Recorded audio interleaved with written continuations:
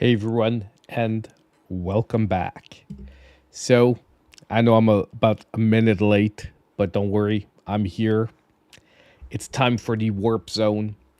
And once again, we're going to be doing a little bit of a different formula tonight because tonight what we're going to do is we're going to reflect on the first 5 days with the Nintendo Switch 2. And I'm going to give my thoughts about the console, the games, and we're even gonna maybe try out a few things. Hey Annie, welcome to the stream. But yeah, so that's what we're gonna be doing tonight. It's like an AMA about the Switch 2 so far. So if you guys have any questions about it, I'll try and answer as best as I can. If I can't answer yet, and I can figure it out, we will do it during the stream. I will update also on a bunch of stuff that we saw during the unboxing, because some people during the unboxing, we were having some trouble with 8-bit-do controllers. We hadn't figured out if, USB-C cameras work, or at least the ones I have work.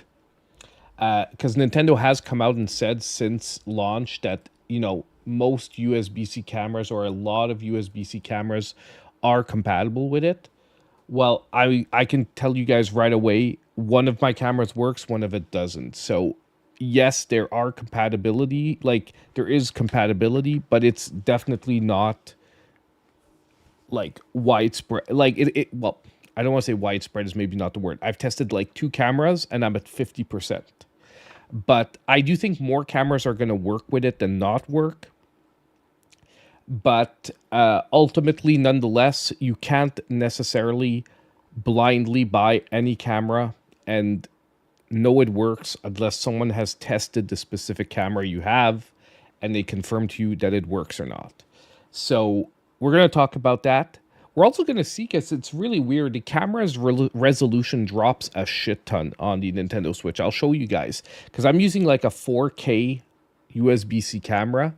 And when you plug it into your Switch and you test out the camera, it goes down to like 480p. Like, it goes down pretty freaking low.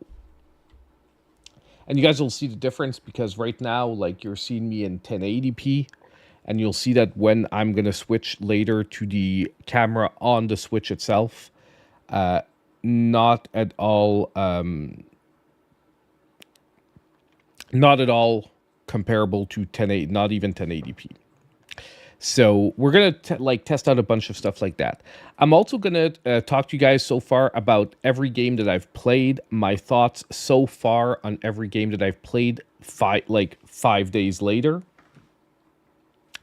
Because I have a lot of thoughts. Like, I've played a lot of games, and honestly, I'm a little disappointed that I haven't put out specific content on the channel yet. By content, I mean like videos.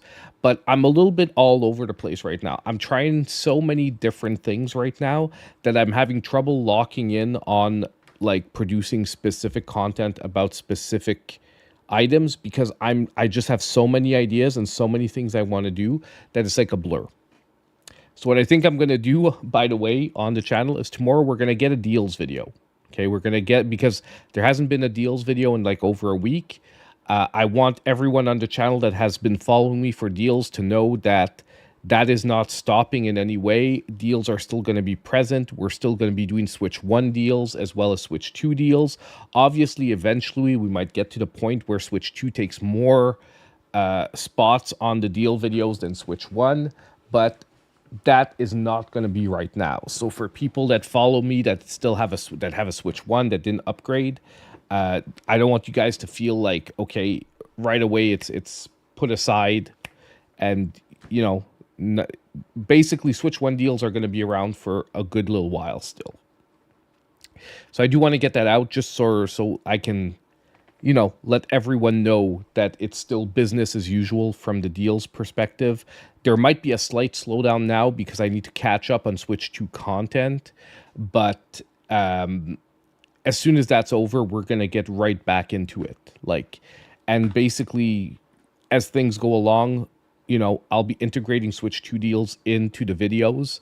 But for the moment, there's obviously not enough to make a separate video just about the Switch 2. So there'll be like a couple of deals for the Switch 2 in Switch 1 videos.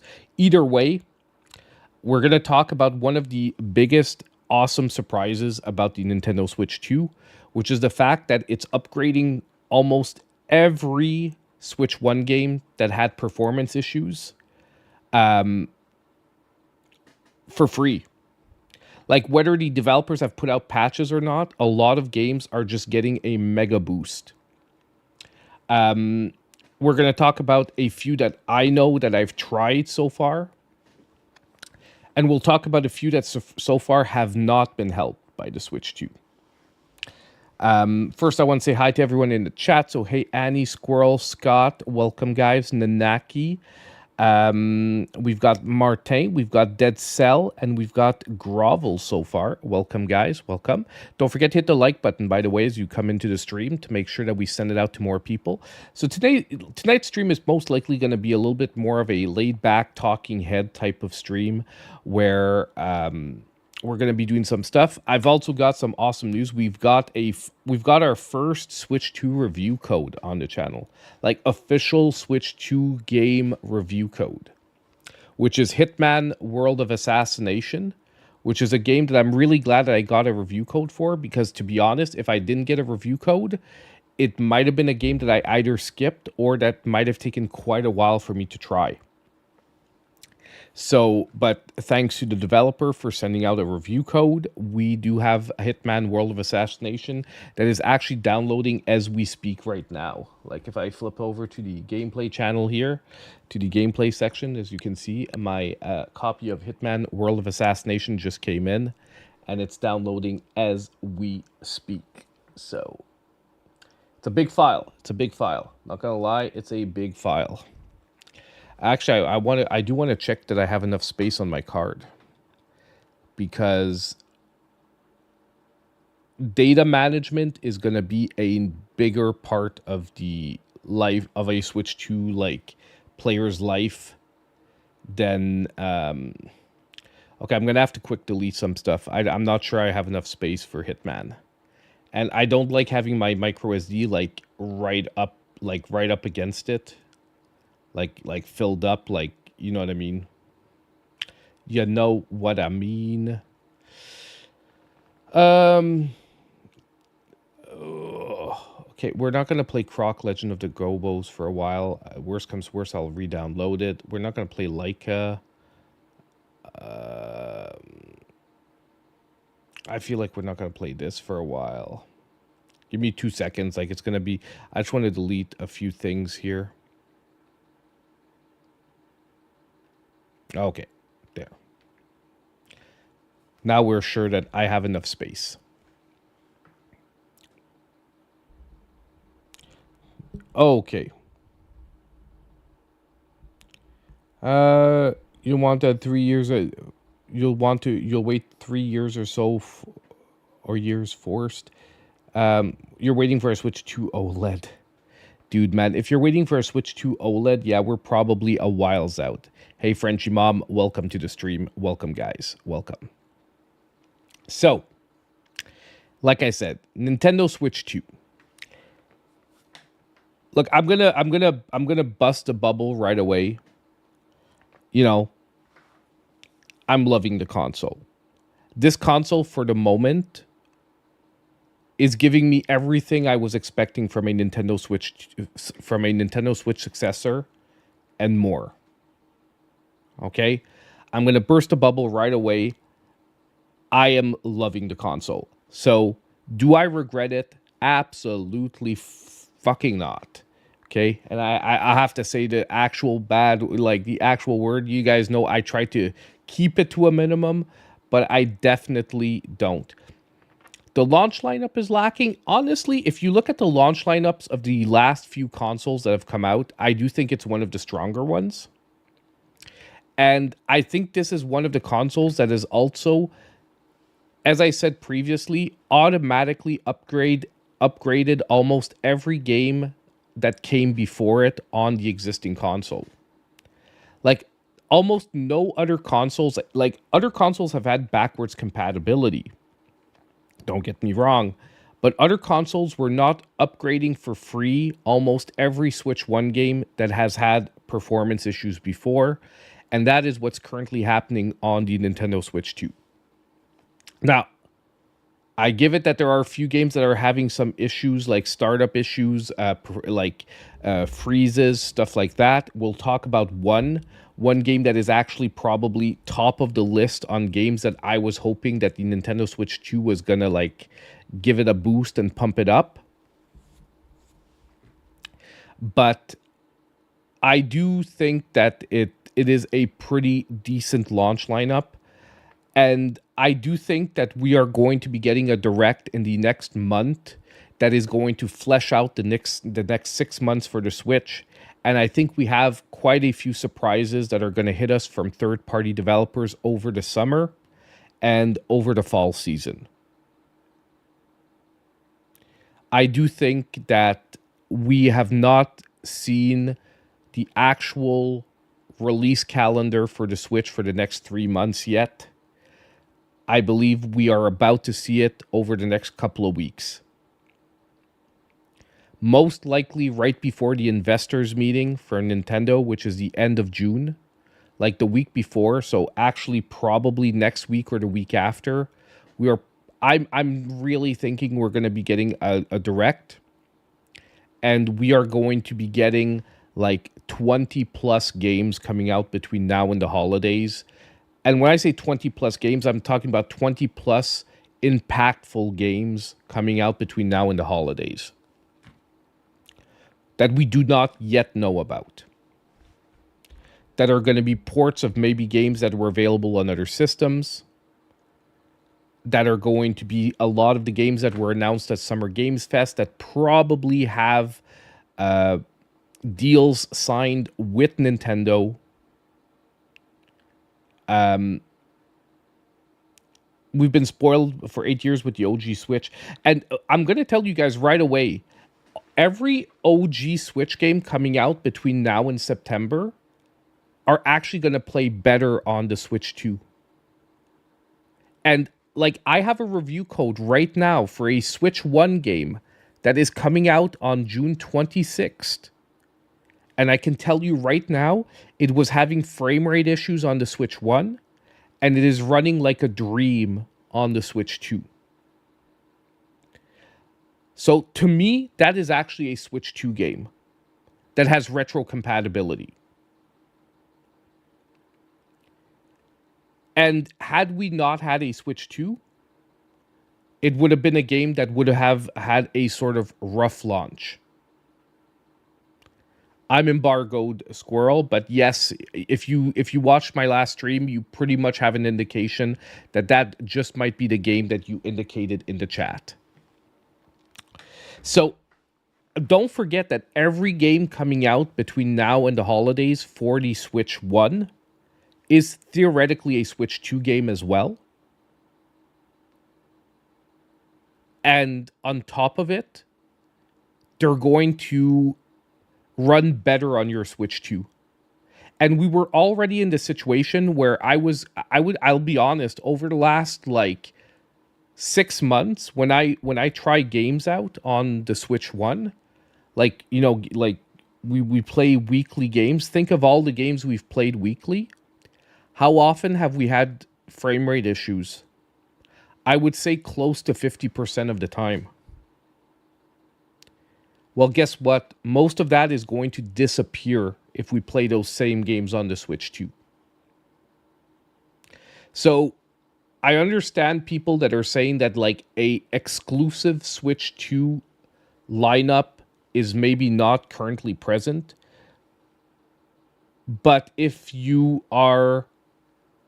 I'm not saying it had bad issues. I'm just saying it is way smoother on Switch 2. Okay? Because like I said, I'm embargoed. I can't really talk about specifics, performance things.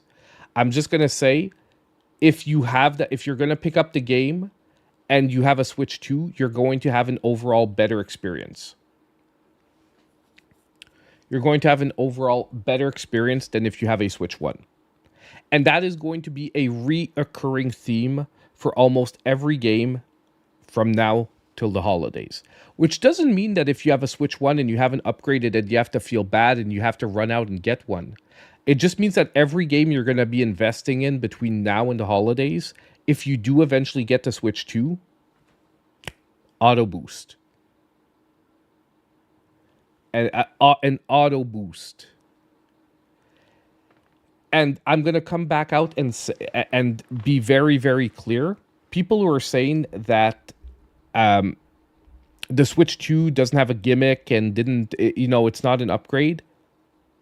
Have you guys seen what Xbox and PlayStation have been doing for like 4 consoles now? You get the exact same console, just better performance.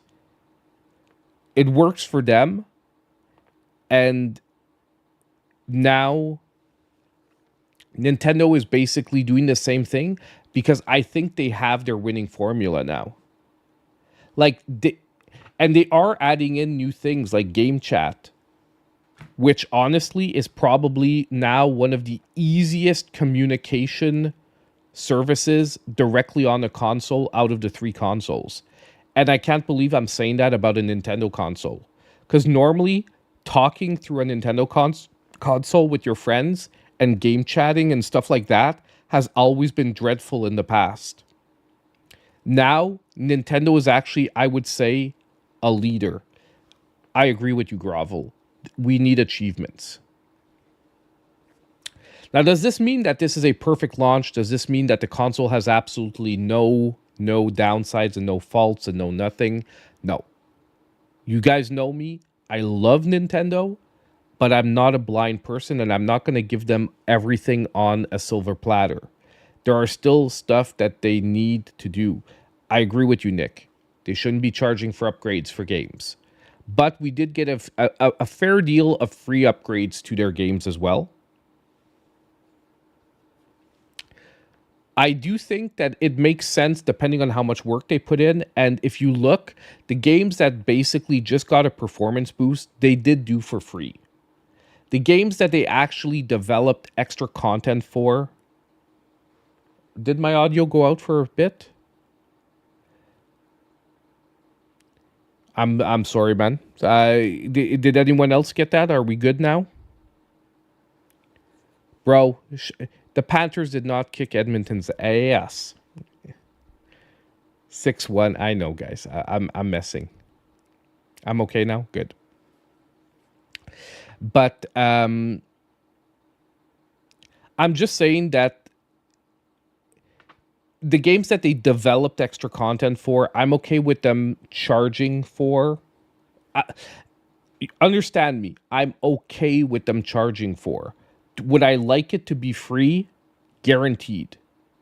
But there's a difference with admitting that if you want a company to actually add in development time into a game, you're going to have to accept that they're going to charge for that time. They're going to charge for that.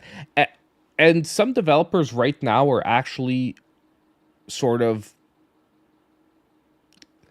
how can I say, lifting themselves up by giving free upgrades. Like if you have No Man's Sky, they have a complete Nintendo Switch 2 edition of the game, and it's a completely free upgrade for owners of the game, of the Nintendo Switch 1 game. So I do love that that is available to developers, and I'm going to tell you, No Man's Sky from Switch 1 to Switch 2 is a different game. It's like a different game altogether. It is absolutely great. It is pretty freaking great. And it's definitely, if you were ever on the fence about that game, definitely check out the Nintendo Switch 2 version. It is fantastic. It is fantastic. Wild One had a quick stroke. Trivia for Rick. Go ahead, man. Go ahead with your trivia. I'll try and answer. Like I said tonight, guys, if you have a question about the Switch 2, I'll be answering everything I can. Someone leaked that Cyberpunk is getting an upgrade or expansion. Very possible. I think they should give an expansion to Cyberpunk. If you look like Witcher 3 got like at least 2 or 3 expansions, and like why not? And Witcher 3 is a game I haven't tested yet on Switch 2 that I have to get around to. I just have to wait because honestly, it's one of those other games that is dangerous because if I start playing it, I might have trouble stopping. Especially now if the game is even like better on Switch 2. Yeah, and I agree with you, Dead Cells. Like, I think a lot of people are sold. They're just waiting for more games. And that's a thing. That's a thing. So, number one, I do not regret the Switch 2. I do think it is a console worthy of picking up. Does that absolutely mean that you need it right now? Well, if none of the games are definitely hitting you, and if you don't have a lot of Switch 1 games that you would like a free performance boost on, that are having issues on Switch 1, I would say you can still wait a while. Dr. Kawashima's brain training for Switch 1 work on Switch 2 at all. I do not have the game. I cannot test that, my friend. If I had the game, I would test it for you immediately, but I know it's on the list of games that is not compatible with Switch 2, so I personally would not attempt it because I think it has to do with compatibility with some of the mini games. But at the same time, if you played in dock mode, I think you're not going to have an issue. As long as it doesn't require some of the IR functions that are specific to the Switch 1. And I think that's why...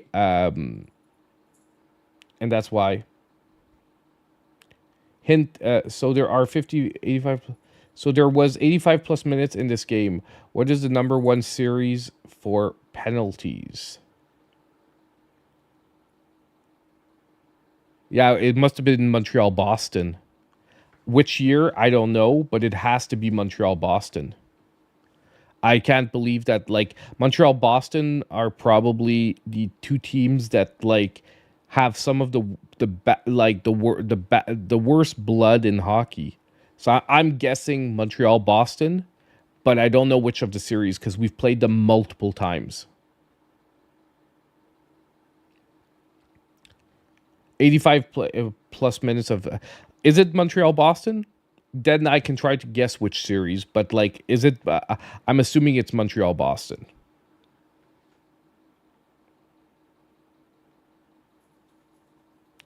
What? 86 Montreal versus Calgary? Wow, I'm surprised. I am surprised. I am very, very surprised. Okay, so let's get into some stuff. I will try to like follow most of the questions coming out. I missed the day of when consoles would launch with system sellers. Well, I'll be honest with you, my man. I think for a lot of people, a new Mario Kart is a system seller. Like, when I was in line for picking up the Switch 2, every gamer that was more on the casual end was there for Mario Kart. And I'm going to be honest with you, I think on Nintendo's part, for hitting the widest audience possible, I think it was a good move to launch with Mario Kart. Now, I do think that Donkey Kong might be a system seller. Although the IP might have a little bit of work to do on that end, I do think that Mario Kart is a system seller. I do think that Donkey Kong will be a system seller. So I'm back up there. Sorry, guys.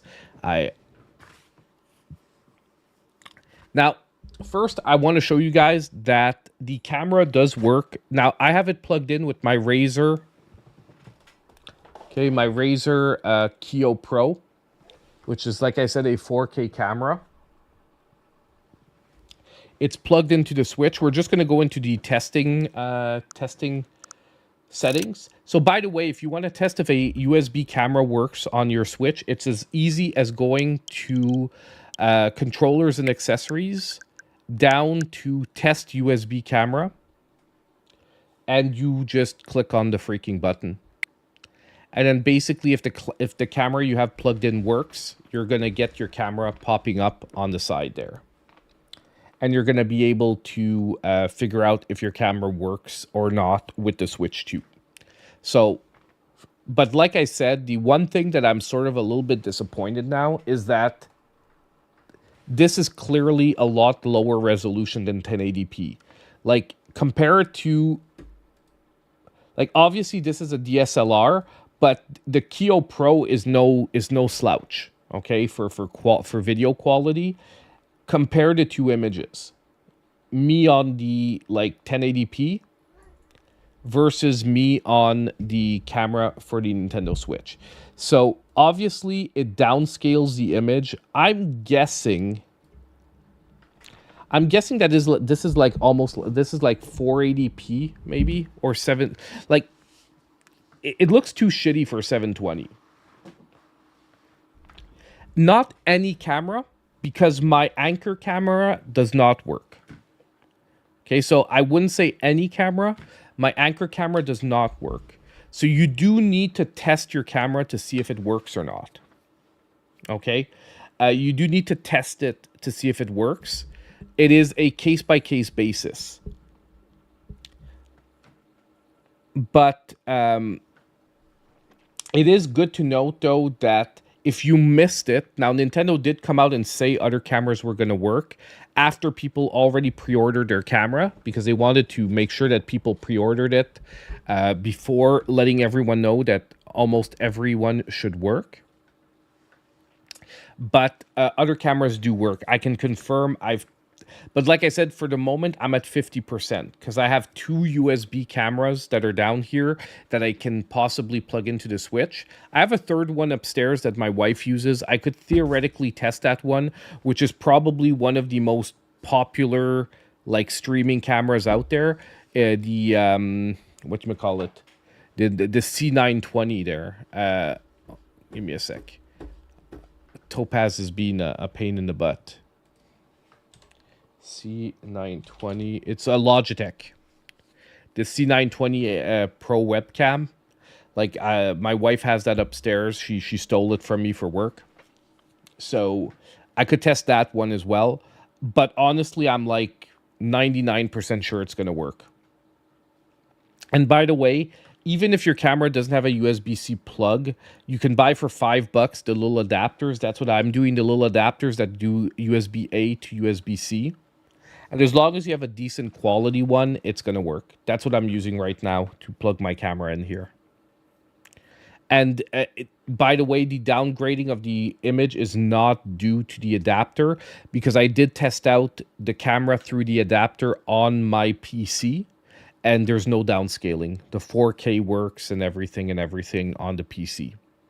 But first things I wanted to show you guys, it is extremely easy to test if a camera works.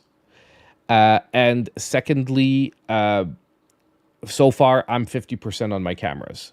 So I think if you have maybe some of the weirder branded ones like Anchor and whatnot, but I'm not surprised that the Anchor is not working, because the Anchor really forces you to do a lot of things through the proprietary software that is a little bit annoying, and like, had I known, I wouldn't have actually bought that camera. But there we go.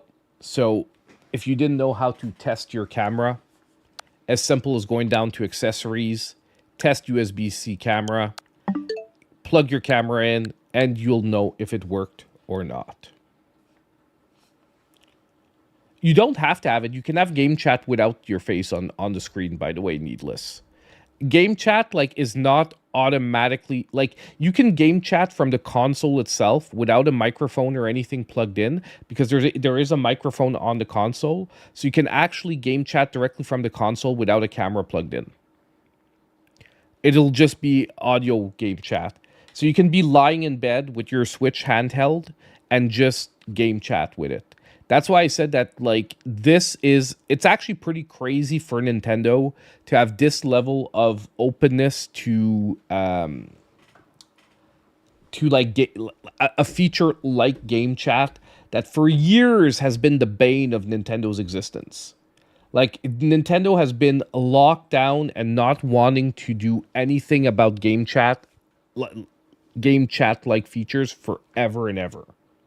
And now they finally opened up the floodgates.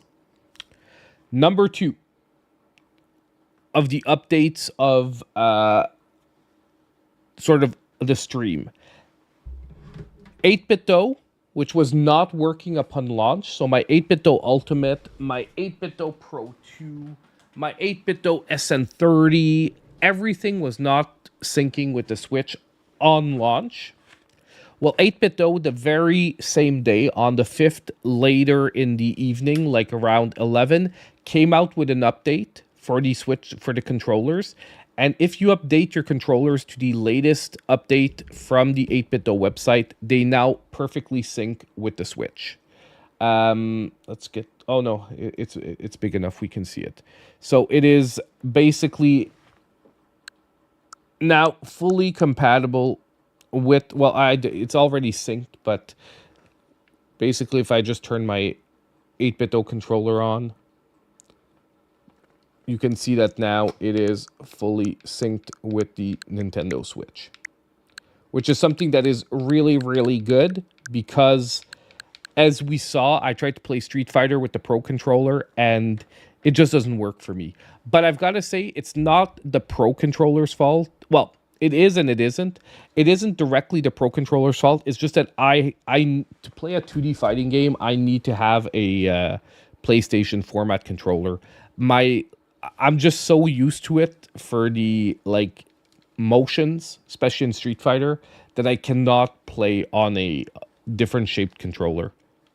Like my brain just doesn't do the 1+1. So if you do have 8BitDo accessories and you were worried, if you pre-ordered 8BitDo accessories for use with the Nintendo Switch 2, you are going to be happy and perfectly able to use them with the console. You just have to go through their updating tool online. It's on the 8BitDo website. It does the update automatically, and it is pretty easy to do. I did have a glitch at first when I tried to update them, but for some reason I plugged them back in like an hour or two later, and everything was good. We were good. Everything's working. Everything is fine. So I would say hardware-wise, for the moment, that's where I'm at on the Nintendo Switch 2. Because I'll be honest, I put a lot more time into software testing and playing games than I have hardware testing. But we are going to be doing a lot of hardware reviews over the next couple of weeks.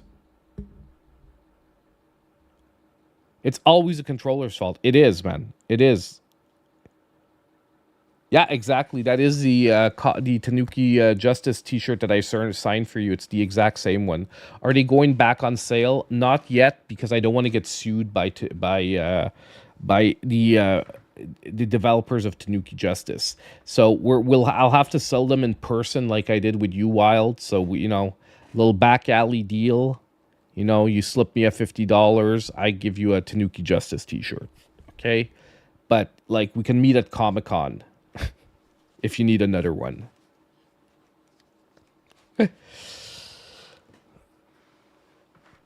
But yeah, that is so that is the hardware update for the moment. But I think hardware is going to be very exciting with the Switch 2. There are a couple of hardware items that I want to test with the Switch 2. Will the dock scratch the Switch 2 system? Actually, the clearance on the dock for the Switch 2 is severely better than the Switch 1. If you did have a Switch 1 and you had it docked a lot, you would sometimes get slight marks on the screen. They wouldn't be scratches, but you would have to clean them out with some and rub pretty harshly. The Switch 2 has much better clearance. The screen does not touch the front of the dock at all. It is very well spaced out this time, where you're not going to have that issue anymore. Maybe if you're using third-party cases and stuff like that, that reduces the space, it could come back. But if we're talking about standard docking situations, not at all. It's actually very, very nicely spaced out now. Can I get an image of it?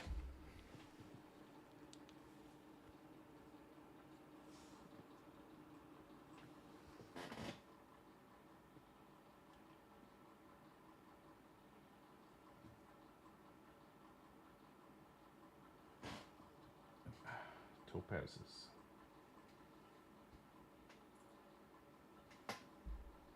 Oh my god, man. My desk looks so freaking dirty. Hold on.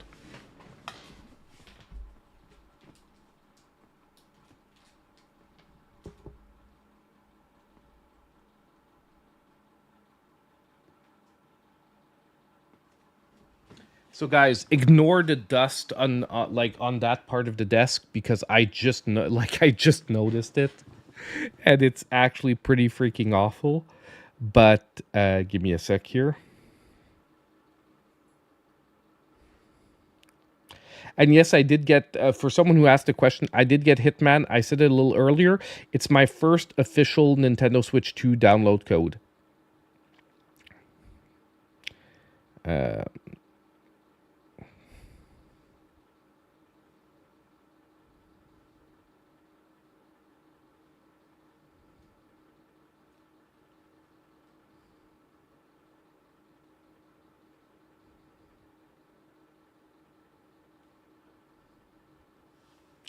So give me a sec, guys. We are going to get that up there.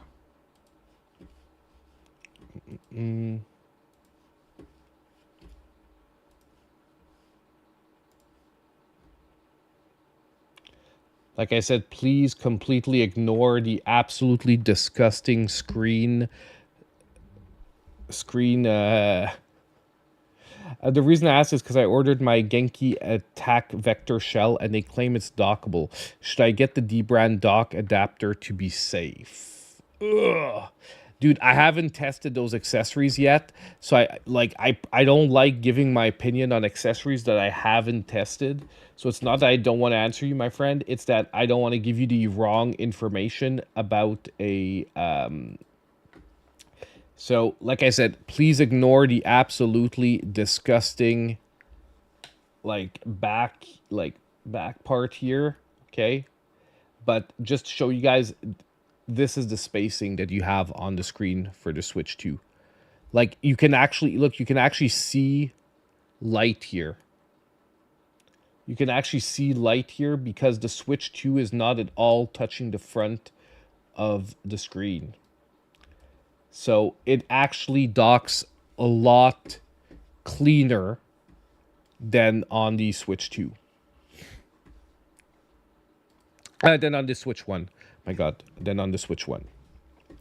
So, yeah, like I said, ignore the absolutely disgusting... like, it's the screen that is behind the Switch. I never see it. I never clean that part of the desk.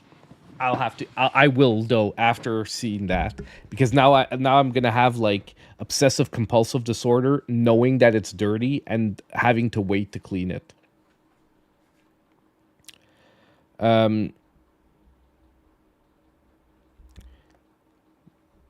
Austin John plays. Yeah, he reviews awesome. And hold on because, I have the chat up on the wrong screen now.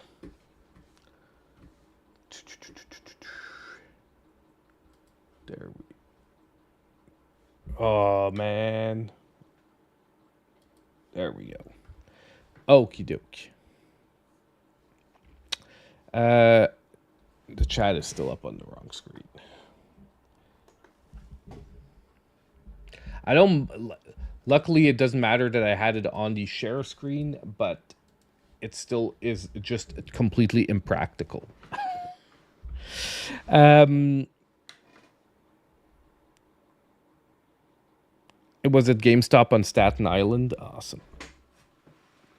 Okay, so now let's get into a few of the games. Okay,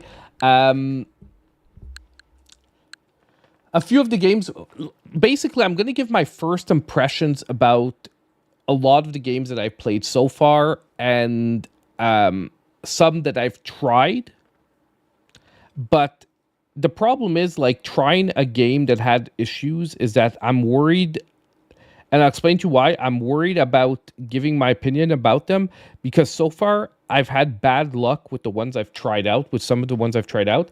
And had I not luckily fall upon issues, I might have made a video saying like, hey, this game is so much better now. And it would have unfortunately been misleading somewhat. By the way, thank you for the 2 donations, Legend. I answered your questions on them, but I didn't say thank you, so thank you very much. Okay, let's actually start with that. Batman Arkham Knight was one of the games I was most looking forward to getting an upgrade on the Switch 2 performance-wise. Now, there is a good part and there's a bad part to what I'm about to talk about. Number one, it gets a performance upgrade. And Batman Arkham Knight, theoretically, if we just talk about performance, would now be playable with the Switch 2. The Batmobile sections that would drop to about 15 frames per second now roll at a steady 30 frames per second. Now, it isn't 60 because the game is locked. So the reason it doesn't go any higher is that the game is locked at 30. Most likely because they had to do that to make the Switch 1 version even somewhat playable. But it now rolls at 30 consistently, making it playable during the Batmobile sections. However, the textures have not really been upgraded. So you're getting a steady frame rate and you're getting no more input lag. Like when I played the game, it felt like you were playing underwater. Like your moves were like super slow and delayed. No more delay. 30 frames per second steady. However, the game still looks like ass. Totally. Because unfortunately, I do think that they made a different build of the game for the Switch 2. They dropped resolution, and the dynamic resolution isn't like kicking in to upscale it now that the Switch has more horsepower behind it. But that's not the worst thing overall. And that's why I said I got bad luck. The game on Switch 2 freezes up every now and then. And not just like, oh, freezes up. Like, it freezes up completely. The game actually stops in its tracks. You have to close it with the X button. And sometimes it takes a minute or two for the game to close. Completely unacceptable. Like, there's no way you could make it through the full game, in my opinion, with that happening, because it is so freaking annoying. And it happens way too often. Okay? So unfortunately, they do have some fixing to do, but now if they do put in a little bit of time and effort, I'm telling you right away, Arkham Knight is going to become very playable on the Switch 2. At a decent resolution, with a decent frame rate, if they can just go into the game, see why it's freezing up, patch that up, and whatever they did to the resolution scaler, just unlock that shit and let it do what it's supposed to be doing. I've not tried Mortal Kombat 1 yet. Canadian chick. I've not tried Mortal Kombat 1, but I heard it's doing much better. But it still needs patching because same thing as here. They did so much to hamstring it on the Switch 1 so that it works that it doesn't really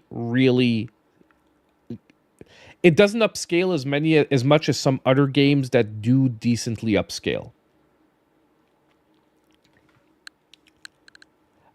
A game that actually upscales really well if you have it, and it was actually on my list of 5 games that I really wanted a remake, because now it actually runs at 60 frames per second. However, once again, I would like them to do a resolution patch, because the resolution is not much better, but it is now fully playable with better load times and everything. Damn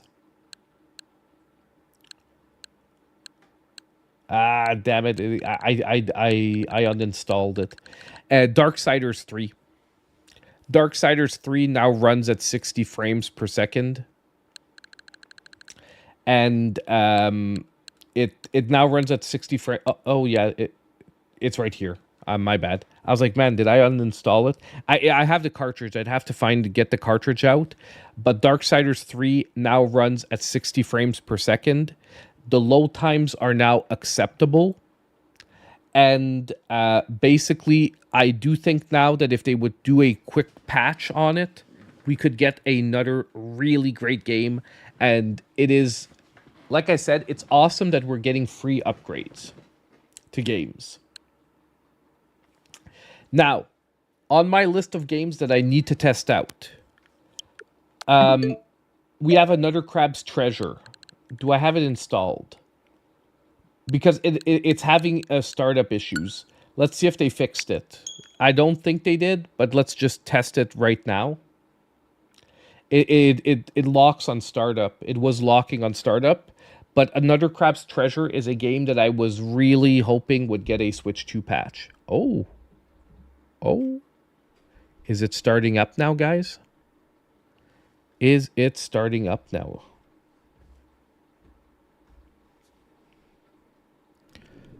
Oh my god, Topaz, you're such an annoying little cat when you really want to. I love her so much, but like when she decides that she wants to like annoy me.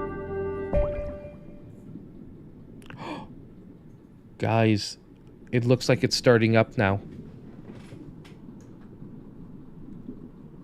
Okay, we're not going to play too long, but let's get a first impressions here.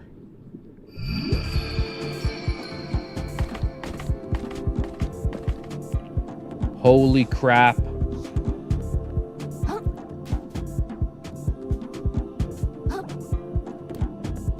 It's running so much smoother.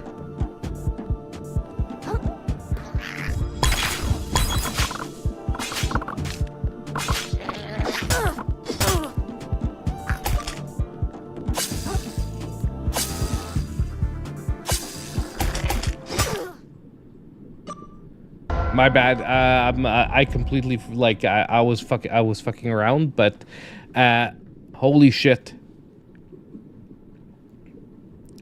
Topaz, you're such a pain in the butt. Let me just remember how we attack, because I was sure it was with R1 and R2. It is. So why wasn't he attacking?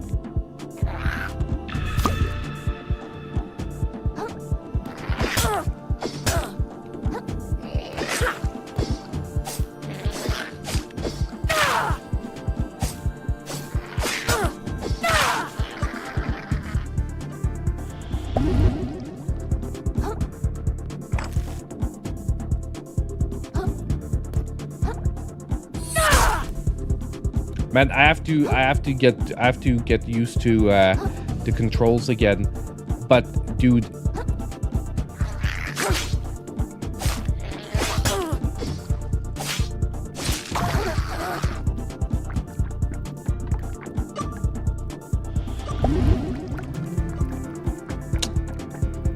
I don't anyway, the point is not.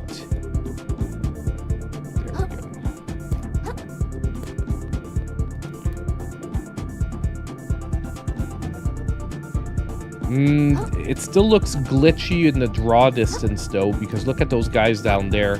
Like that doesn't happen on the computer versions. They're like sort of glitching out because they're not really rendered at the moment. But that I think they'd have to patch out.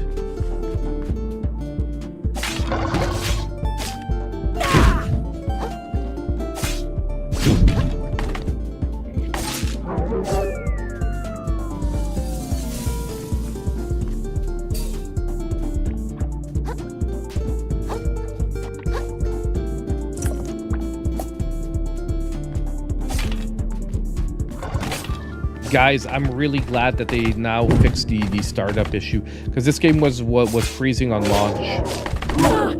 Now, I can't guarantee that there won't be like a later freeze up issue, but if they did fix the startup issue, it's already pointing in the right direction.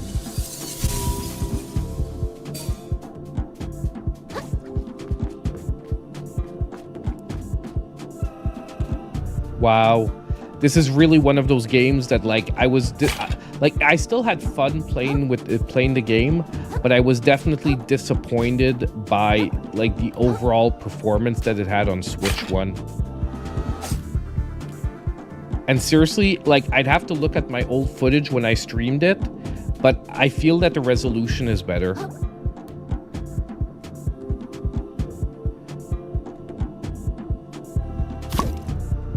Doesn't anyone feel like I'm going off like memories here? But I definitely think that it plays a lot better. Wow, that is really good news. Because and this is brand new, because yesterday it was still not launching. So I don't know if there was an update, and I should check if there's even a newer one. Nope.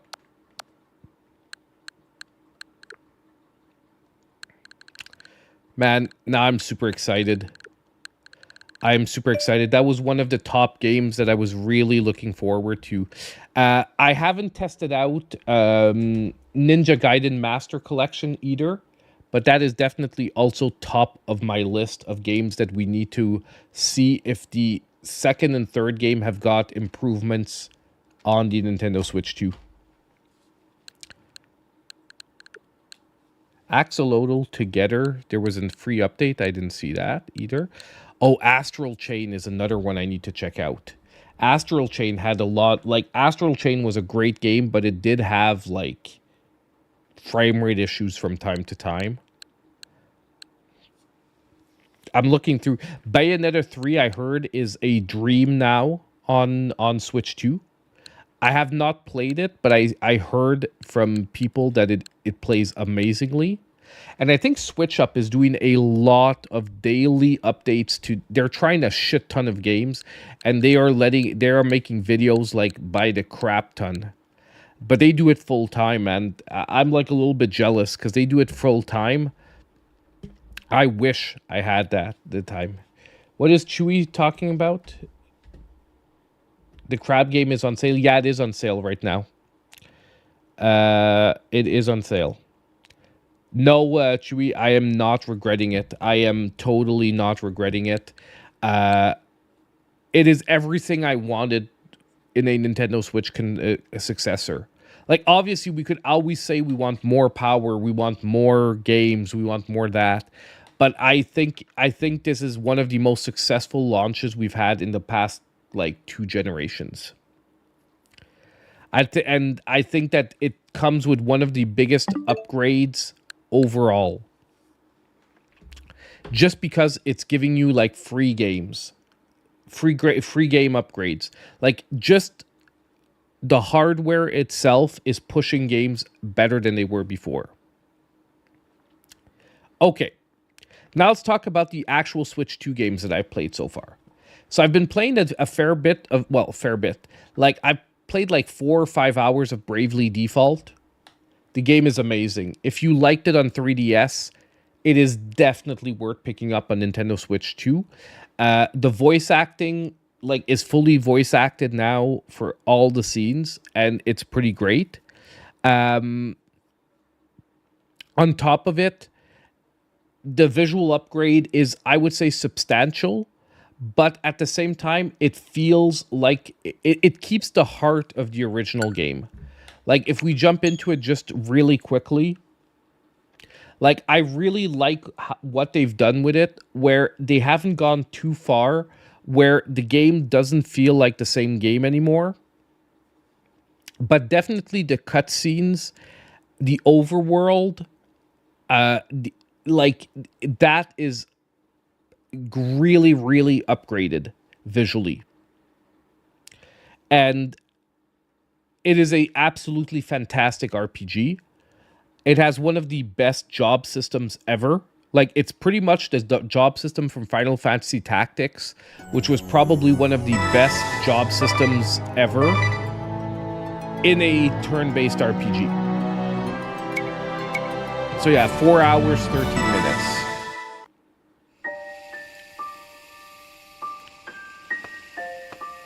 So do you see what I mean? Like, all the character models and whatnot stay true to what you would expect from Bravely Default.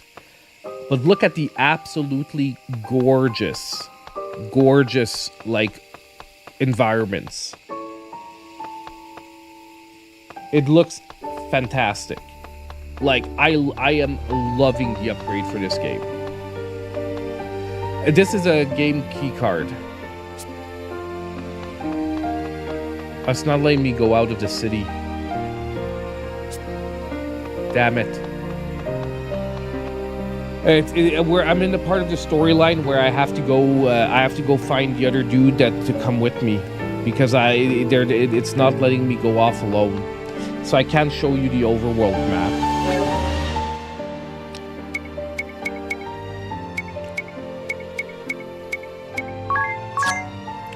But basically, the character models, I do like that they preserved like a little bit of that like 3DS like puppet look that the games have, but at the same time they totally upgraded in an absolutely fantastic way. So if you're an RPG fan, this is an easy pickup. On top of it, it's at a pretty budget price point. Like, you know, the word budget, it can have a lot of meanings, but I mean, if you're looking at the smorgasbord of Switch 2 games at release, this one has one of the more budget price points. And basically, it is definitely worth it. There's also a lot of shortcuts that they've improved. There's some quality of life improvements as well with the battle system and all that.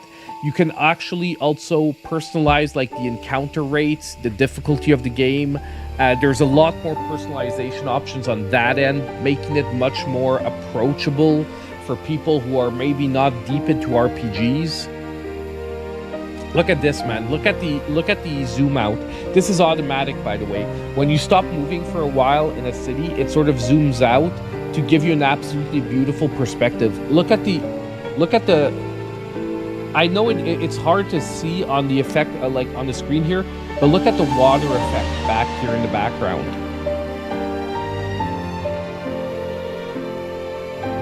Look at the water effect on the background. It is beautiful. I am in love with this game.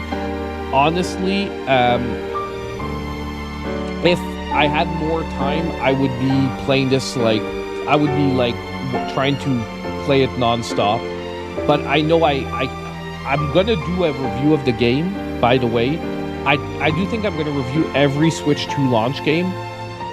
It's just gonna take me a while. And I know some of the videos probably no one's gonna watch because like there'll be a million reviews out, but I feel like I have to. Like, I feel like I have to. But yeah, so Bravely Default, I can definitely say is worth the purchase price if you're into RPGs. If you like the original, you're gonna love this remake. We'll call it, it's a remake, right? They're calling it a remake. Like, I'm always like, is it a remake or a remaster? It's like always hard to say, but like this feels more remake. Now they're calling it an HD remaster. Okay, so they're calling it a remaster themselves.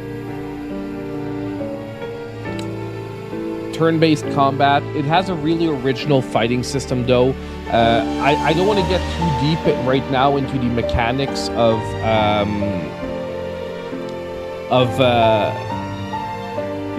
the Brave and Default system, but basically it's like a very risk and reward type of gameplay and it's all about like balancing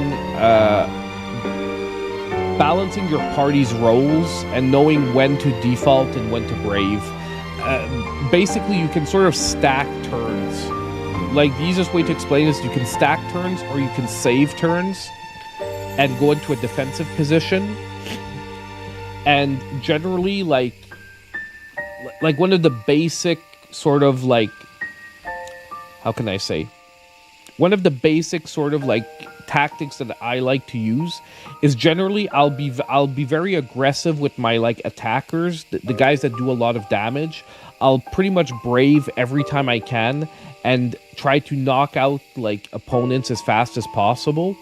While my healers, I'll often default and make sure that they're always available to heal when needed. And so there's like a mix of like strategies like that.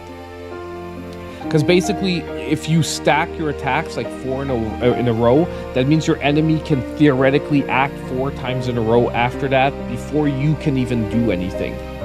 You understand? So he can actually one-shot you after that. Which is why your healer, you don't want to do that, because she has to be able to react to the enemy's attack. So if one of your guys getting low, you're going to want to be able to make sure that she's going to be able to heal in between 2 of his actions. However, your enemy can also use the Brave and Default system, so he can also attack. He can also stack his attacks.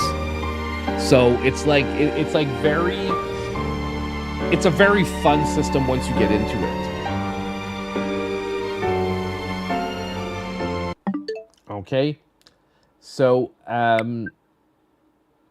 that is Bravely Default. I'm sorry, I wish I could have showed you guys a little bit more, but obviously I don't want to have to play like 20 minutes of storyline to show you guys like one battle or something like that, and it would have been like a random non-story battle. So yeah, great music too, like pretty much great everything. And the music was probably super loud. I should have turned it down. So I'm sorry if that was like ear-shattering music. Well, not ear-shattering because it's like melodious music. But if it was hard to hear me over it, I'm sorry. I didn't think of turning it down. Next, I'm going to go to what I would say is my hidden gem of the Switch 2 release. And I think I think it's becoming a not hidden gem because everyone is starting to say the same thing. Fast Fusion. Fast Fusion, I actually played through, I would say, almost all of the game. It's a racing game, so it's hard to really say that you've played the whole game. But I've unlocked a decent amount of it now. I've played through a decent amount of it. And I can definitely say that Fast Fusion, if we're talking about quality to money investment, is probably one of the best games to invest in right now. As long as you like racing games. But I would almost say that right now, if you had to choose only one racing game between Mario Kart and Fast Fusion, because of the price difference, I would say Fast Fusion is a better pickup. Because I think that it actually will take you longer to get through the regular content in Fast Fusion than Mario Kart. However, obviously Mario Kart has a lot of unlockables, and there is one major lacking point to Fast Fusion. There is no online play. And this is probably the first game I'm gonna review is Fast Fusion. Like I'm thinking of reviewing it tomorrow. Fast Fusion, I'm placing, like, I wish I could give it a 9 out of 10. Like, I was thinking of giving it a 9 out of 10, but I had to knock it down to an 8. For the simple reason that there's no online play. And the fact that there's no online play is going to be really hard for staying power for the game. And if they had a online mode, even a basic one, it would have really, really, really thrown it up to like a 9 out of 10, in my opinion. A lot of people are saying that they believe it'll get more tracks. I don't know. I actually think it's going to depend on sales. if the game does very well commercially, I can see the developer adding in more tracks and taking the time to add in more tracks. But Fast Fusion looks great. It feels great. It's visually like it's a stunning game. And the fusion of the different ships really adds in a lot of fun to it. So like I finished like 33% of all of this, but the one issue too that maybe I would say is a down point is that as you upgrade in the difficulty levels, it's the same tracks over again.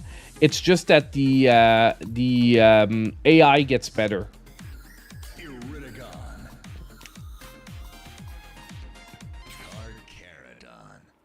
But it's also a game that at the beginning, the startup can be a bit slow because you really need to make some money to unlock the tracks and unlock some better ships and start fusing the ships to get like better overall I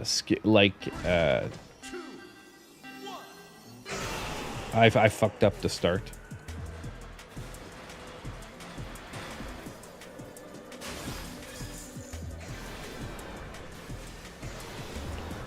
Like, honestly, it's like a super fun game once you get into it.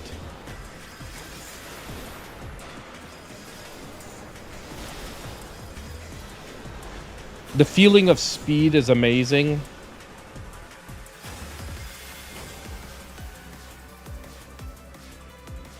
Visually, the game looks great too. Now I fucked that up. I should have jumped that, but it is what it is.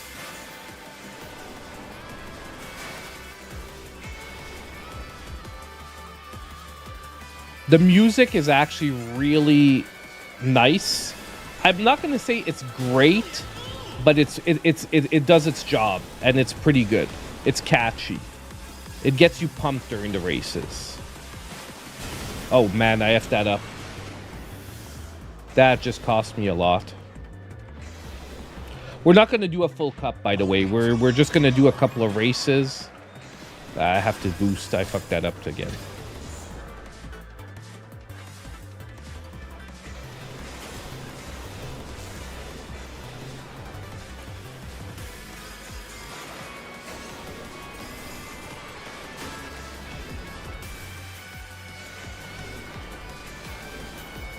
But I've been playing a shit ton of this game, and I'm loving it.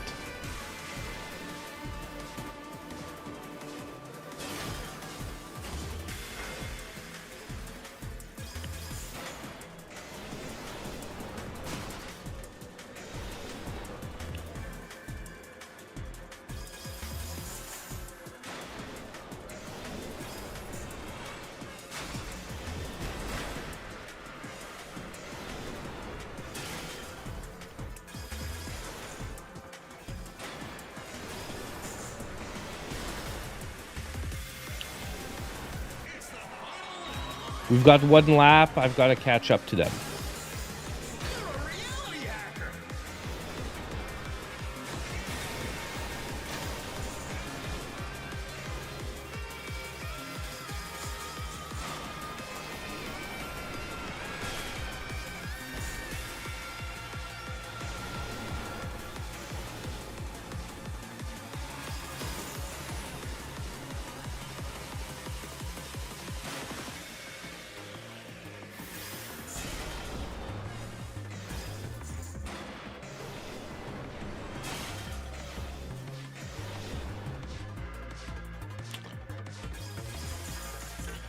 And the gameplay is super smooth.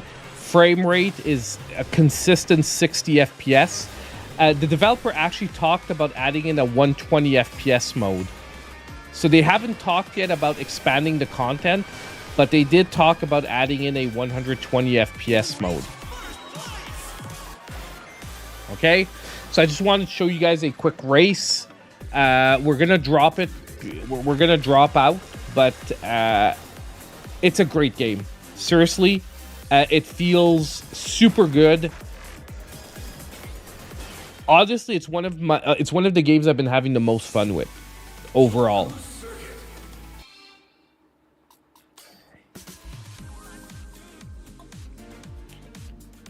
So here we have Fast Fusion. So definitely launch game, amazing.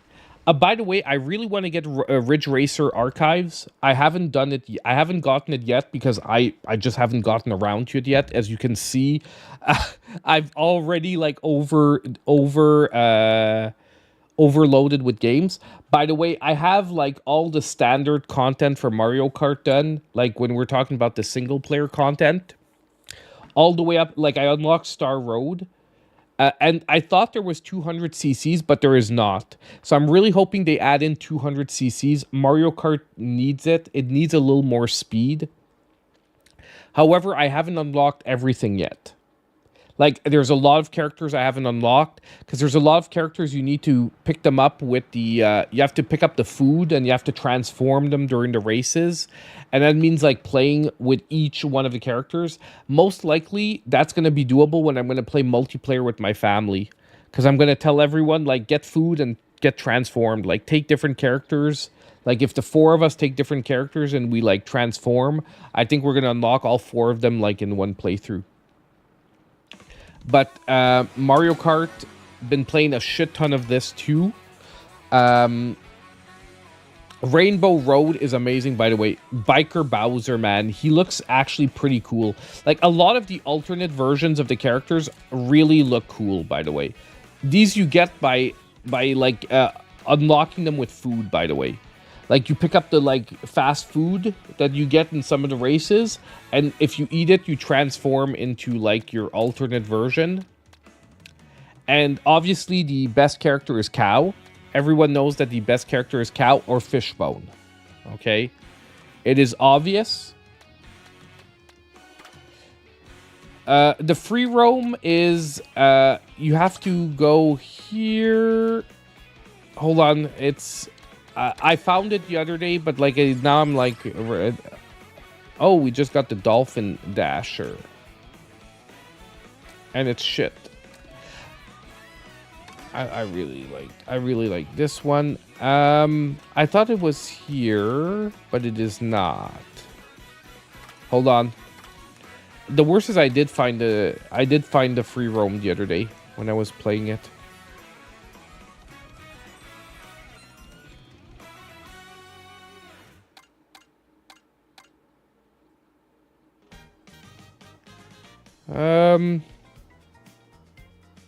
You unlocked all the carts. I haven't unlocked all of them yet. I haven't played enough of the... like I said, multiplayer is going to help a lot for that stuff. Hold on. It's in Grand Prix, right?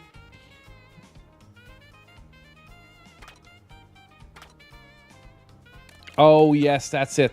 Yeah, it's before choosing single player.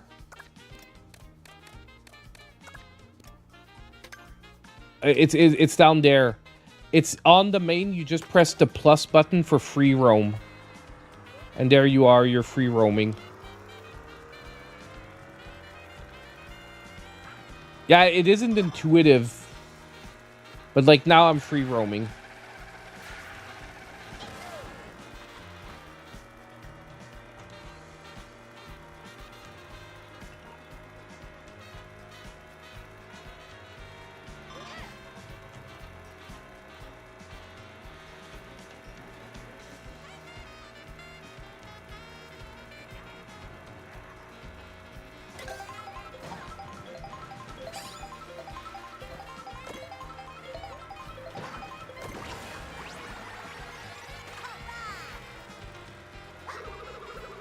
Oh, fudge.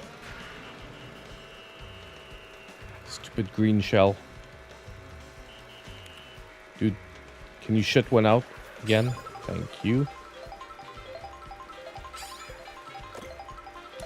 It's only going to give us green shells, right? Yeah.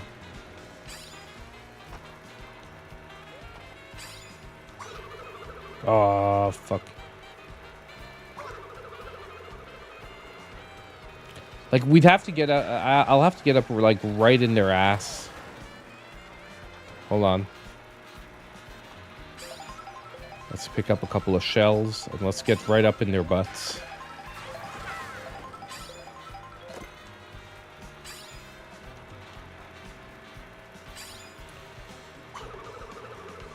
Oh, I was sure I was gonna fuck him up there.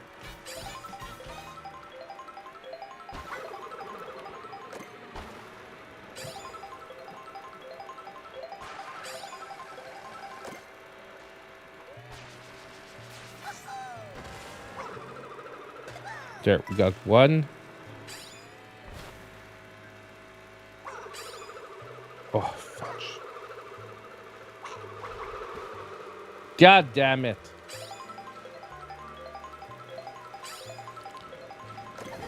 There's like no way they're just gonna give you a red shell, you know?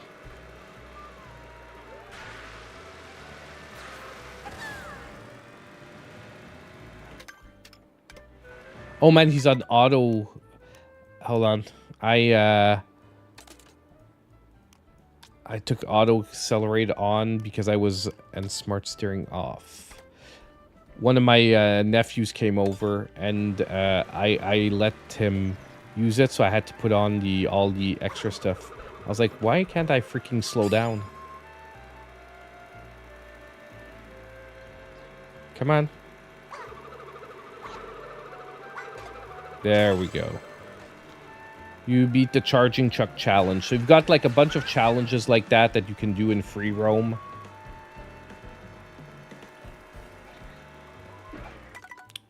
So, and then you just hit quit free roam. So main menu, just do plus.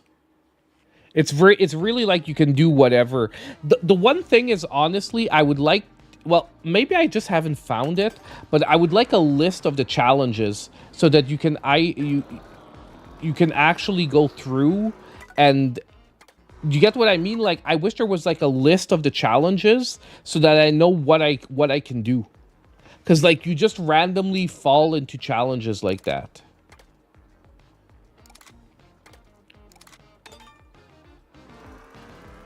Like so far that's maybe like the part that's like break the, you see like here, break the Hammer Bros blockade.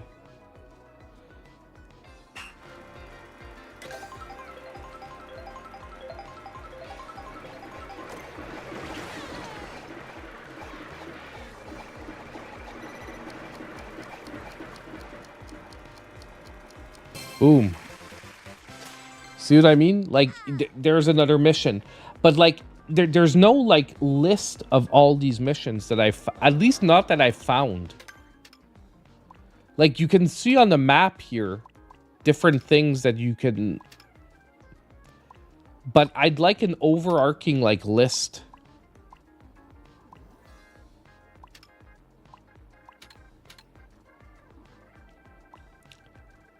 Like, it's hard to get an exact idea, like, what it is that you have to do on the different circuits and stuff. But, yeah, overall, so...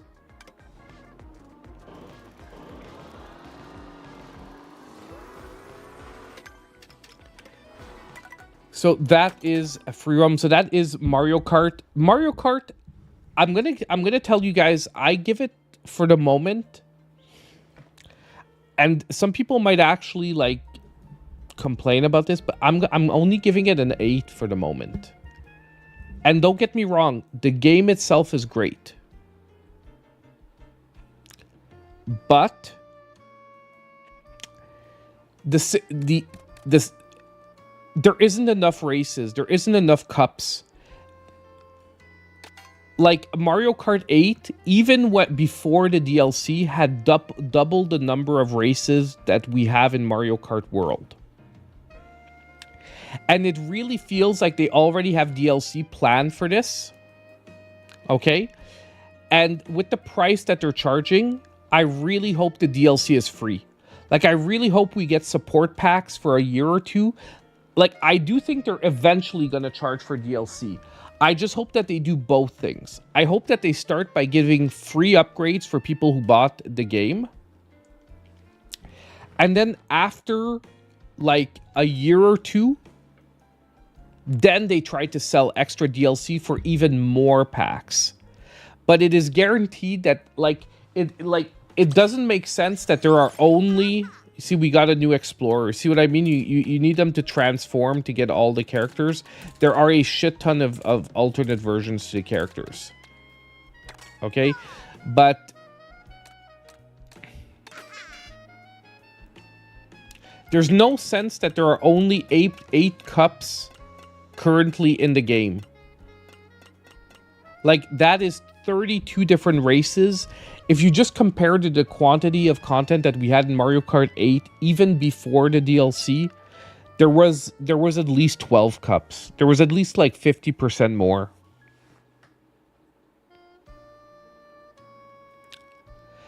But nonetheless, I've got to say, the races themselves are really good.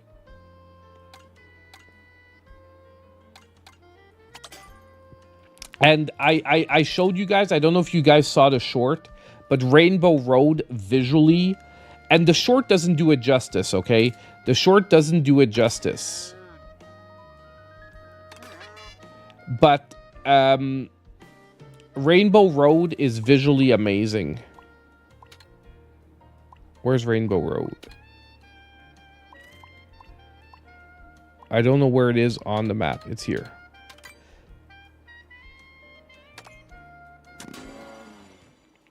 Rainbow Road is visually amazing. Okay?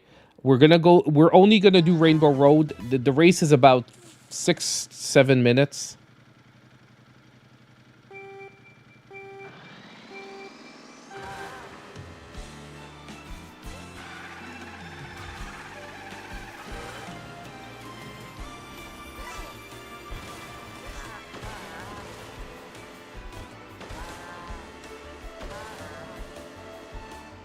I've got to say, like, as a conclusion to the main content, the race feels epic. Especially the first time you race it and you don't know what to expect.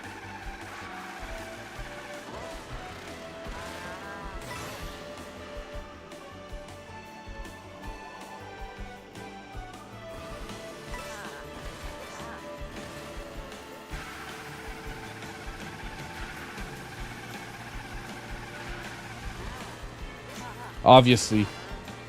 Boom. Whew. Saved it.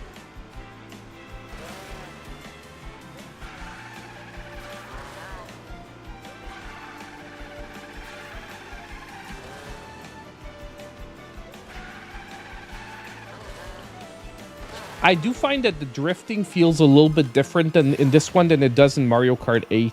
It took me like, I would say like a cup or two to get used to the drifting in this one, which does feel a little different than Mario Kart 8. Like, it feels like the wiggle you need to do to charge it is a little different.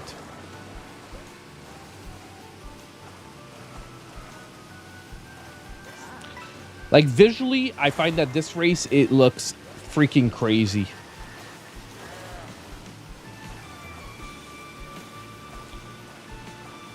And like I said, my screen, I'm seeing it in 4K. It still looks pretty good in 1080, but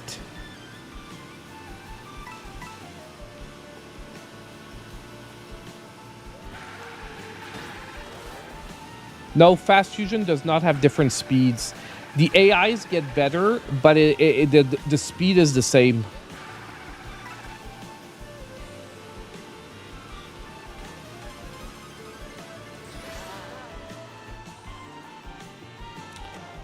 Like, look at these visual sections, man. It's so amazing. And at first, you don't actually know where you're going. Like, the first time I saw that section, like, I had no idea where I was aiming for. It does a good job of, like, automatically bringing you in, but still.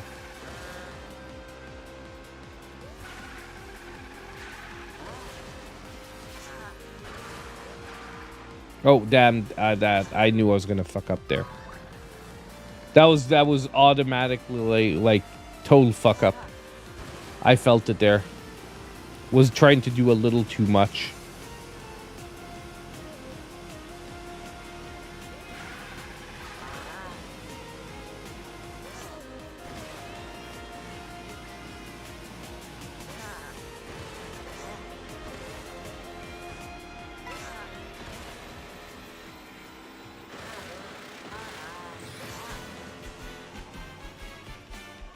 And look at this, man.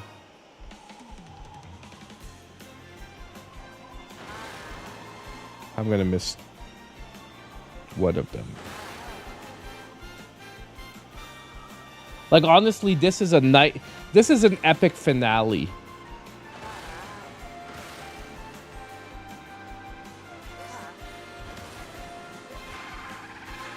And like after this, you roll, like in the normal game. After this, you roll credits. Yeah, that was totally effed. I totally fucked that up.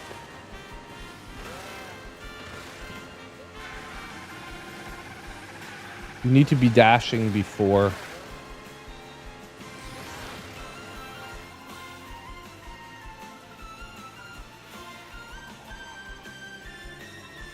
Yeah, the graphical upgrade is not that apparent till you see it live.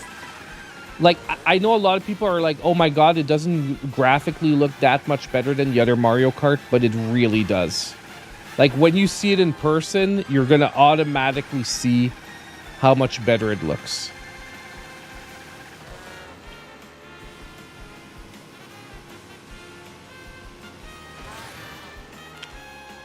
I'm gonna tell you guys why I think the game feels slower than Mario Kart 8, though. Even without the 200 cc's, I'll tell you why I think it feels slower. I think the courses, and I said it when we were playing it on day one, the courses have too many straightaways. And Mario Kart does not feel fast in straightaways because it's a kart game.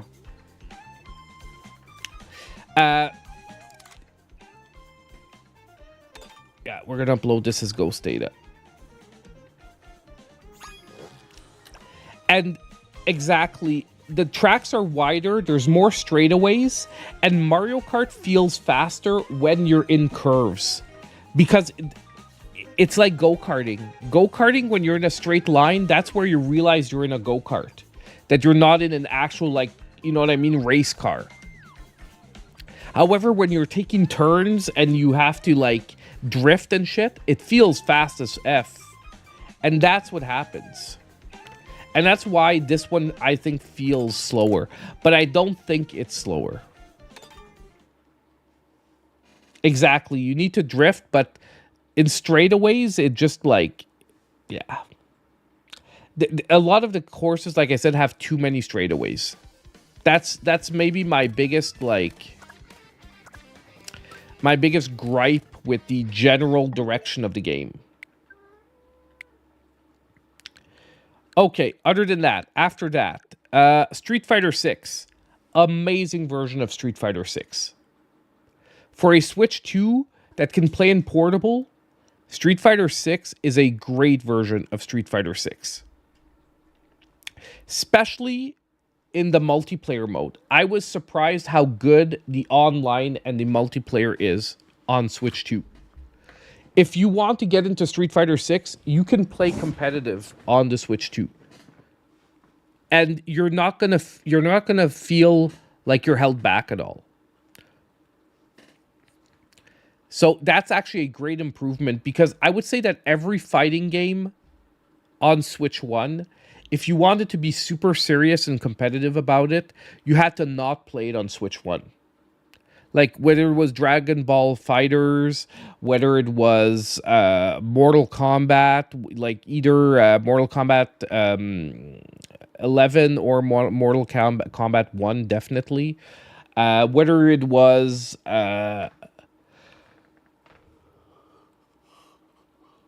maybe Marvel versus Capcom, you could play competitive on the Switch and not be too bad. But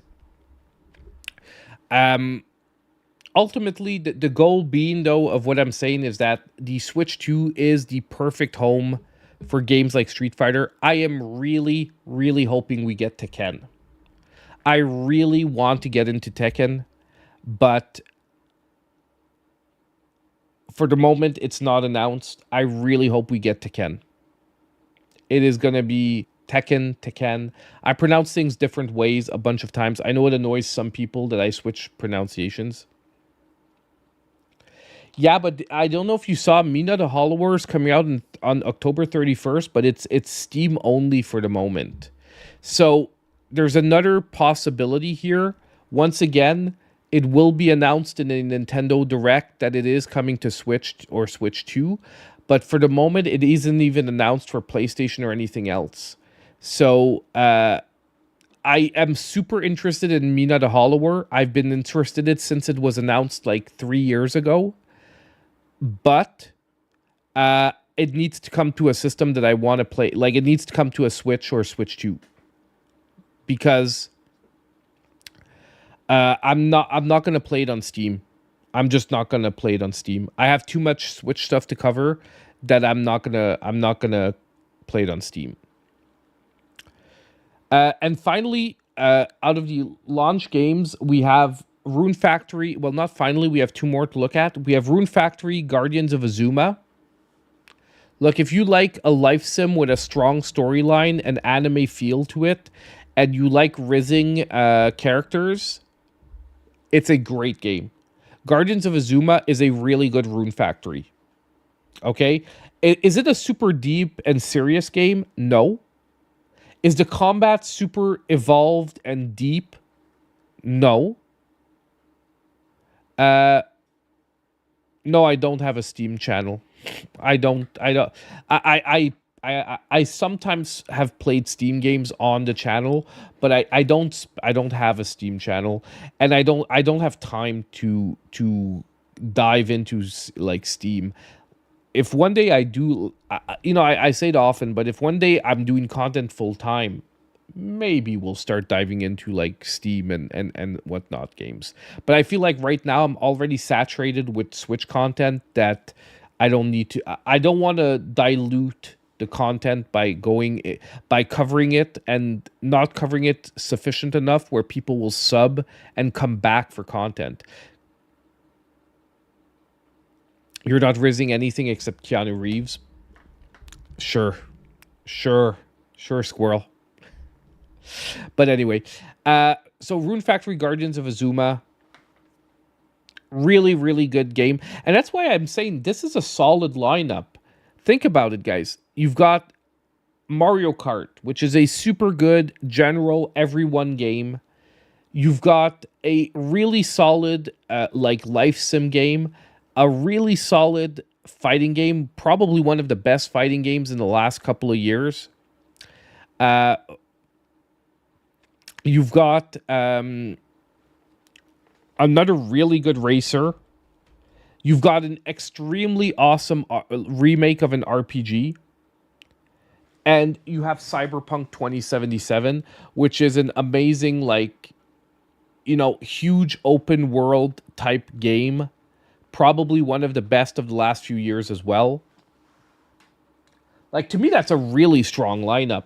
And you have Hitman, which is going to be like some really fun, like crazy, like action assassination. Like I said, we got Hitman today. It is my first official Switch review code. So thank you very much to the developer. We finally got a review code for Switch 2. First one on the channel. It's like a big event, man. We are most likely gonna play it on Friday, I feel Friday is gonna be a Hitman stream. That is gonna be our game, unless I have time to play it before. You pre-ordered Final Fantasy Tactics for Switch 1. Did you do it through VGP? Did you do it through my link? Did you do it through VGP and through my link? Tell me yes, champ. I'm joking, man. If you didn't do it through my link or VGP, it's fine. I'm just messing. But if you did, I would be greatly appreciative. Don't forget, all your physical game needs, check out VGP. Free shipping for over 80 Canadian, which is like only 60 American. And if the prices look expensive, convert them, guys. Right now, a lot of the games come out cheaper for you for if you're in the US to buy them from VGP. It's okay, champ. I forgive you. I forgive you. I really, really can't wait for Donkey Kong Bonanza. That is, I think that is going to be my Switch 2, like, my real Switch 2 game. Because, like, I'm loving these games, but I wouldn't say, like, they're a Rick game. You know what I mean? Do you guys get what I mean? That, I think, is going to be like that and Final Fantasy Tactics. Oh my god, I can't believe we're getting Final Fantasy Tactics. You have no idea how I've been wanting to play it on a modern console. Now we need the Advanced Collection too. Now we need the Final Fantasy Tactics Advanced. And I don't know why we haven't gotten it yet, because on top of it, they were originally on Nintendo consoles. Can someone tell me what the fuck Square Enix is doing? Like, do they not like free money? Like, dude, sometimes I don't get some of these companies. Like, all you need to do is port them over, re-release them, and they will sell automatically. You make a little collection of Final Fantasy Tactics Advance and Advance 2, a little bit of adaptation for so it works nice on Switch and Switch 2, and boom. Yeah, I know Switch 1 version is a free upgrade for 2, and the Switch 1 version is an actual physical version. So, by the way, if you guys are picking up Final Fantasy Tactics for the moment, from what we know, Switch 1 is going to be an actual physical version, and the upgrade for Switch 2 is going to be free. Switch 2 version is going to be a code in a box or a game key, apparently. So the way to go if you want a real physical version of Final Fantasy Tactics would be to pick up a Switch 1 cart and just take the free upgrade for a Switch 2. That would be the way to go.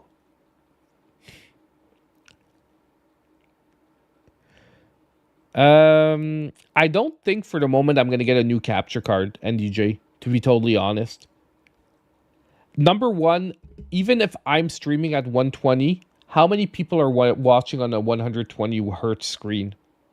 You know what I mean? Like, I know I am, but how many people are actually watching on a 120 hertz screen? Like, because for me, it's all about like the content for others, because that's what I mean. Most people, and to be honest, if you're watching on your phone, the screen is so small.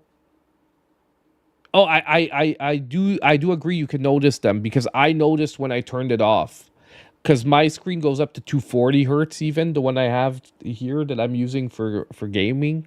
But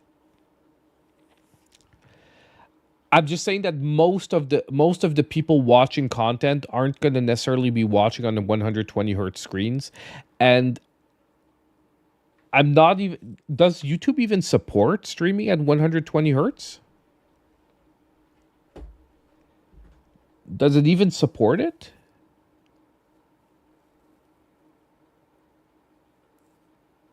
My monitor is okay. Like, if I don't go through the pass through, I can play it on my monitor.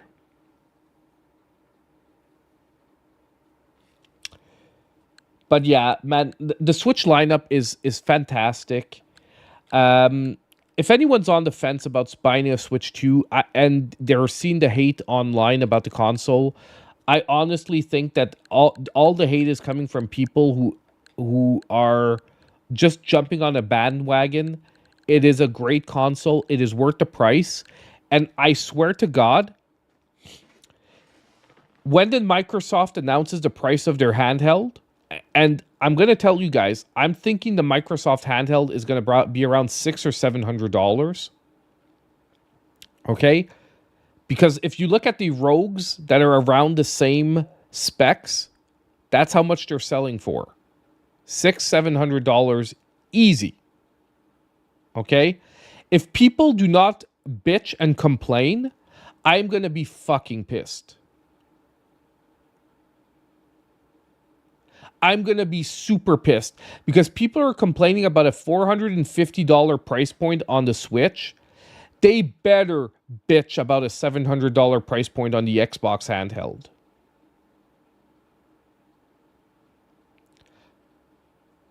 For a system that I'll be totally honest, I think is going to be, it's more open, but in the end, it's going to be less. It's going to be the same thing as a Steam Deck. There's going to be a bunch of games that are going to have issues on it, except the Game Pass games that Microsoft approves. So you are going to be able to use Steam. You're going to be able to use all these things, but it's the same thing as the Steam Deck. You're going to get a bunch of games that will have compatibility issues, that will have controller issues because they're not set up to work with a handheld PC. While these are all things you don't get on the Switch 2, and we are power-wise looking at a machine that is of comparable power. Look, I haven't seen the full specs, so can I swear that it's going to be exactly as powerful? No. But it is comparable. We're no longer getting blown out of the water. Like, the Switch 2 outperforms the Steam Deck, I'm almost sure. Like, I'm almost sure that in most games, the Switch 2 is going to outperform the Steam Deck. It does Nexus Creed, but it is still not what I would consider a super playable version of the game.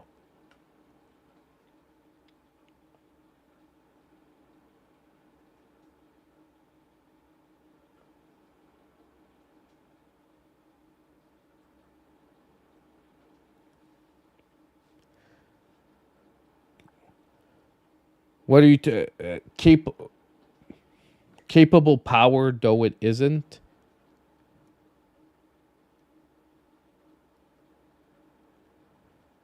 Have we seen what the processor is in it yet? Because other than having 4 gigs of RAM more, that's all we know that it has over.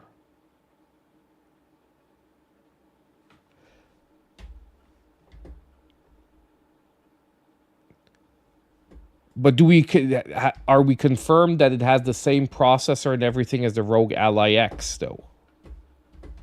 Because we know it's a Rogue Ally, but we know that it's the exact same specs as the Rogue Ally X.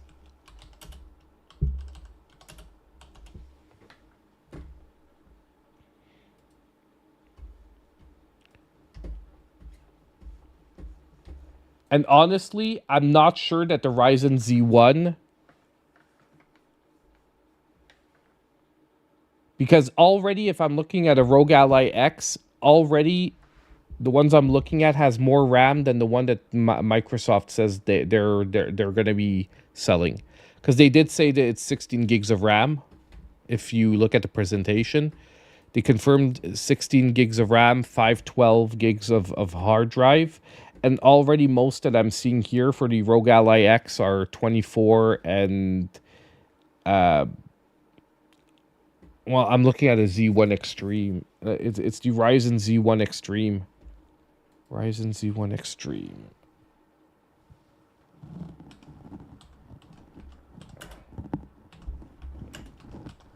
I'm not ready to tell you that.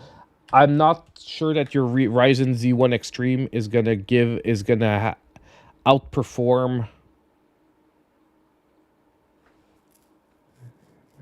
Integrated graphic offering a strong balance of power efficiency. Keys providing improved performance. 8-core, 16-thread. 780M.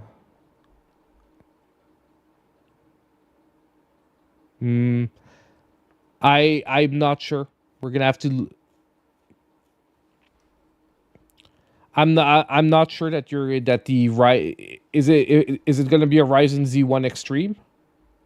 Because I'm not sure that the Ryzen Z1 is how it measures up to the new NVIDIA chip.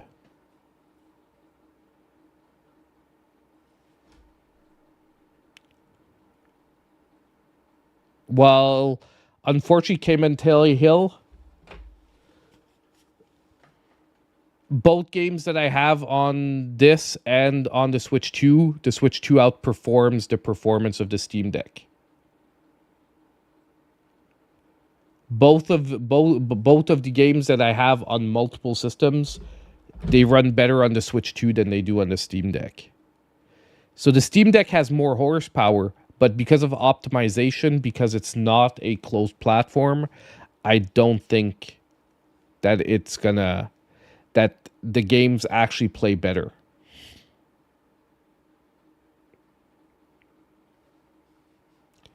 Because don't forget, it's all about optimization. When you're optimizing for one set of hardware, while the Steam Deck, the problem is that you're pulling games from Steam that are optimized for all hardware. You can't really compare one to one. And that's what I'm sort of saying. It doesn't actually matter the raw horsepower. Unfortunately, that's why consoles, like if you look at a PC, you can get a PC that has more teraflops than a PS5, but still the PS5 can outperform it in some games that are optimized better on the PS5 than they are on Steam or on general platforms.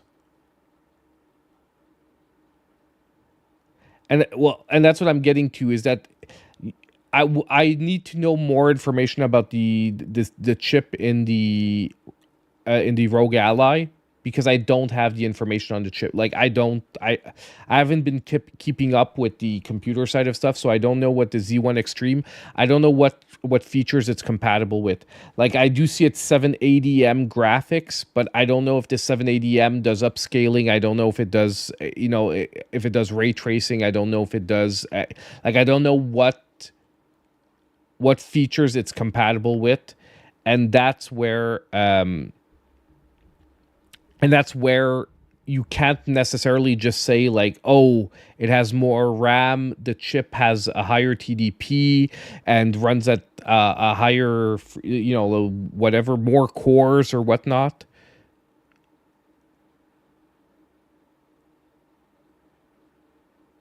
Go off of gigahertz. Yeah, but you can't just go off of gigahertz either. Like anyway. Because if you look like, what is the Ryzen Z1? Like it's not as simple as just going off of gigahertz, because like two chips running at the same gigahertz is not going to give the same performance. It depends on architecture and a bunch of other stuff.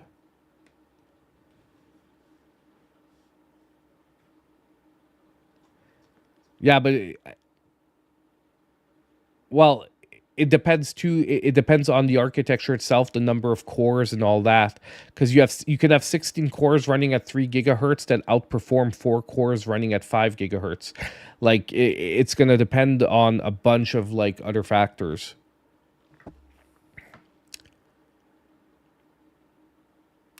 And anyway, I don't think they're after the same audience. Whether you want to or not, there is going to be some overlap. But ultimately, it's not the same audience for both. Because like I said, you're going to have to be much more savvy to use the Xbox than to use a Nintendo Switch. So you're not going to buy the Xbox handheld and hand it to your 9-year-old. But eventually people are going to buy a Switch 2 and hand it to their 9-year-old.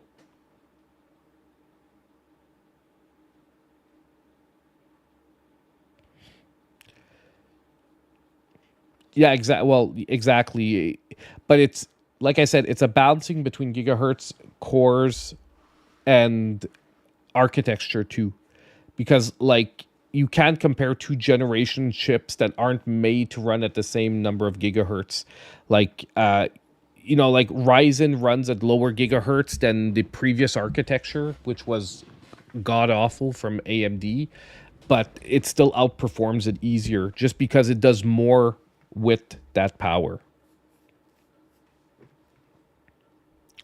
Having a closed box makes it much easier to optimize. For one, shaders come pre-compiled with the game, unlike on PC, with such more variable hardware. And that's what I was explaining. And that's what I was saying earlier, is that basically, as soon as you start pulling games from Steam, where I think it'll perform very well, like I said, is the Xbox like Game Pass games. Like the Xbox Game Pass games are probably going to be optimized solely for the Xbox handheld. And that's also going to depend if they keep making it with the exact same hardware. Because the problem too with like things like the Rogue Ally X and the Steam Deck is that they sometimes change hardware components in the background generation, like within production cycles, and they don't actually, like, they still say it's a Steam Deck, but you don't have the exact same memory in two different Steam Decks. Like I mean like the actual manufacturer of the memory. Or you don't have the exact same screen. Like one has an IPS panel from this manufacturer and another one has an IPS panel from another manufacturer, meaning that you have little variations between them. Now, Asus is the kind of company that is gonna they make so many models of Rogue Allies that they might eventually swap hardware like that on them in the background. Yeah, I know Rogue Red Dead 2 is coming to the Switch. It was spoiled. So, but yeah, Red Dead 2 is coming to the Switch. It's going to be freaking amazing.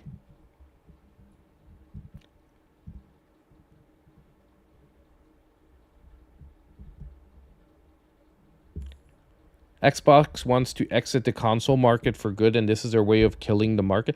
I don't think they want to. I don't think they want to exit the console market. I just don't think they want it to be the decisive factor anymore. What that means is that they don't want a game's success to depend on them selling enough Xboxes for the game to succeed.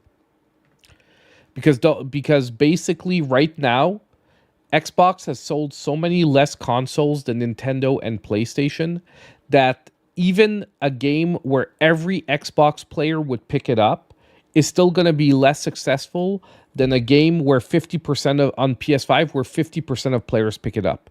And know what? You never get 100% of people buying a game, but you get what I mean.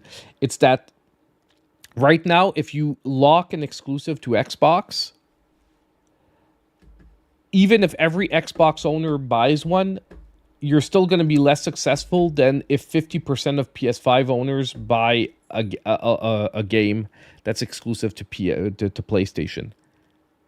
So it's not, it like just doesn't make sense for them because production cost on games is too high. Exactly. And and that's why they're going with the everything is an Xbox strategy. And I think they're going to be selling, like I said, I think they want to see PC handhelds, what they can do with that, and see if they can carve out their niche that way. Because it's been so successful for Nintendo to have a handheld version of their system. I think that the only problem now is that what Nintendo has proved is that you can no longer have a handheld that doesn't play the same games as your console. Do you understand? For example, in the past, Nintendo managed because they went with low power, low cost units. But if you look at PlayStation that was trying to make high performance, high cost units and make separate games for the PSPs and the Vitas than the PlayStations, that actually led to their downfall, to not have a shared library. What really made the Switch the huge success that it was the fact that you had a shared library for a handheld and a dock console. So you weren't splitting the library, you weren't splitting the player base. You had one player base and the games for everyone.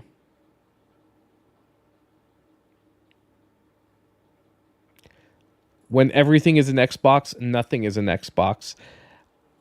I agree, because that means what is an Xbox? If everything's an Xbox, well then an Xbox doesn't mean anything anymore. I agree. I loved my PSP too back in the day. The PSP and the Vita are two of the hugely untapped potential systems out there. But the problem is exactly what I was just saying. No developers wanted to develop for it because your player base was too limited and too small. And then it becomes a vicious cycle, just like VR. VR has incredible untapped potential, but no one wants to develop for it because not enough people have it. So by not developing for it, no one wants to buy the VR systems, and it becomes a vicious cycle over and over again. Do I think the Switch 2 will get GTA 6? I don't know. The graphics I've seen are so insanely out there that I don't know.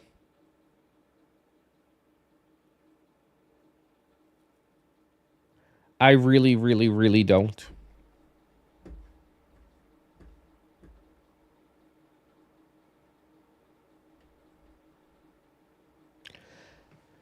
Yeah, I think they went so far generational. However,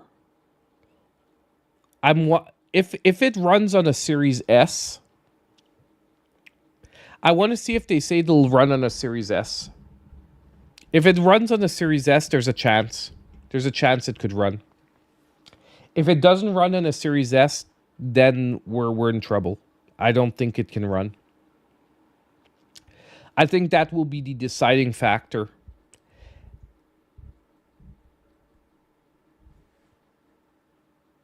But I wouldn't like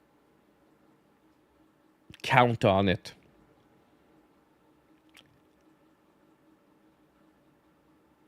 Yeah, DLSS can only do so much heavy lifting. It really depends on graphically what we've seen so far, if there are really pre-rendered cutscenes or if they're actual gameplay scenes. Because it's really hard to tell. Some people are saying it was gameplay. Some people are saying it was pre-rendered scenes. It's really, really, really hard to tell. Because remember, it's like what we were seeing about Cyberpunk before it came out. The game didn't really look like what we were seeing before it came out. The battery life is a lot lower once kilos. That is something I'm trying to find a way to address in a video or something. It is a lot lower, but it is not untenable. Like my Steam Deck runs out of battery way too quick for me to be able to play hard like games that push it. For the Switch 2, it still lasts, I would say, like 2.5 hours on a bigger game. I can deal with that. But it is a lot shorter. And I'm talking about a big game, like a game that's pushing it graphically. If you're playing something like 2D-ish, it's fine. It's not an issue. No, there aren't, Starboy. And theoretically, based on Microsoft's rules, if you want to put a game on X, it has to run on S. They do not want you to publish a game that only works on X. You ordered a battery pack from Genki for your Switch 2. I want to check out some of the Genki accessories. I am going to wait to see, though, if they reach out and they want some reviews done. I am going to wait a bit. Fast Fusion is a battery hog, yeah. Fast Fusion, you only get about 2 hours out of it in handheld. 2 hours, maybe 2.5.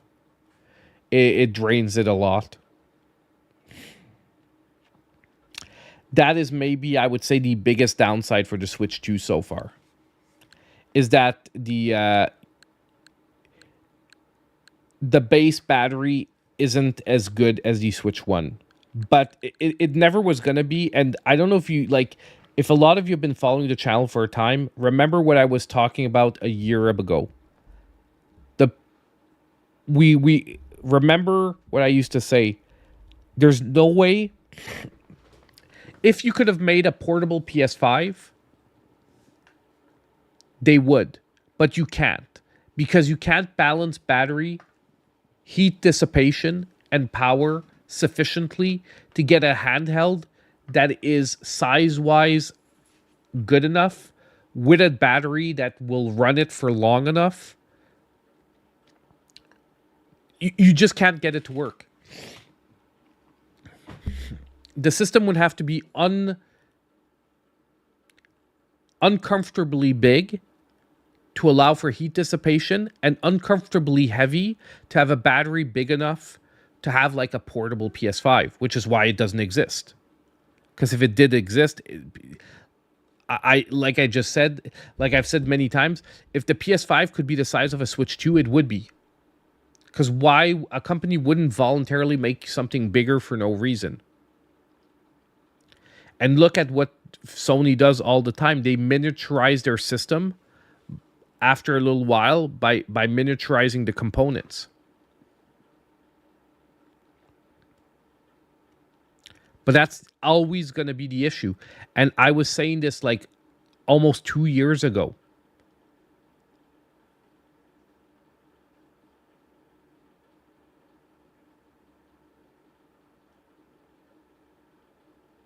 I think even an update has limitations in how much it can. It does, because an update to improve battery, like the only way it can improve battery life is by either clocking down the processor to pull less power, to be more efficient in the use of power, but that requires like a different chip almost. Like what happened between the original version of the Switch and you remember the refresh? It was the same chip, but using a smaller nanometer size for its processor that pulled less power. That's how they got that extra battery life out of it. It's a different chip.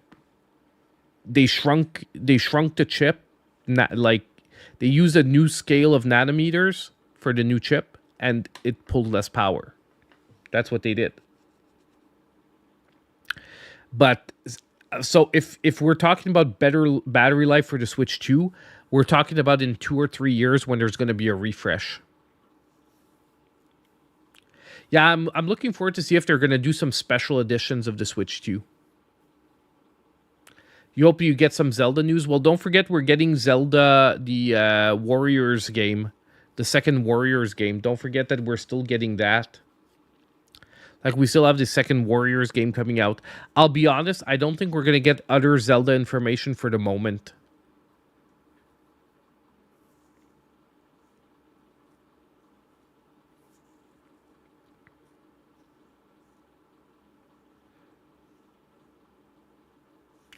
I agree, Ed DJ. It's not a real Zelda game. Don't worry. That's not what I'm saying. I'm just saying logically, I don't think we're going to get Zelda news. Did you guys hear that the Zelda movie got pushed back?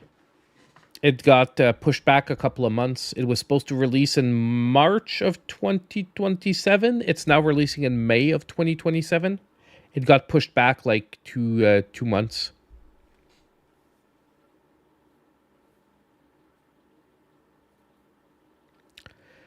No, I do think they're going to accelerate the timeline for Zelda. Like, I think we're going to get... It's because it depends what you call a mainline game. Because there's mainline 2D to me and there's mainline 3D. I think we're going to get another Zelda game within a year or two. Like, I think 2026 or 2027, we're definitely getting another, like, mainline Zelda game. Yeah, I know. I saw the battery pack you're talking about. I'm hoping Genki decides to reach out and send some review units out. If they do, I will review it for sure. So if they want some free publicity, if Genki you're listening, send me an email. I'll be looking for it.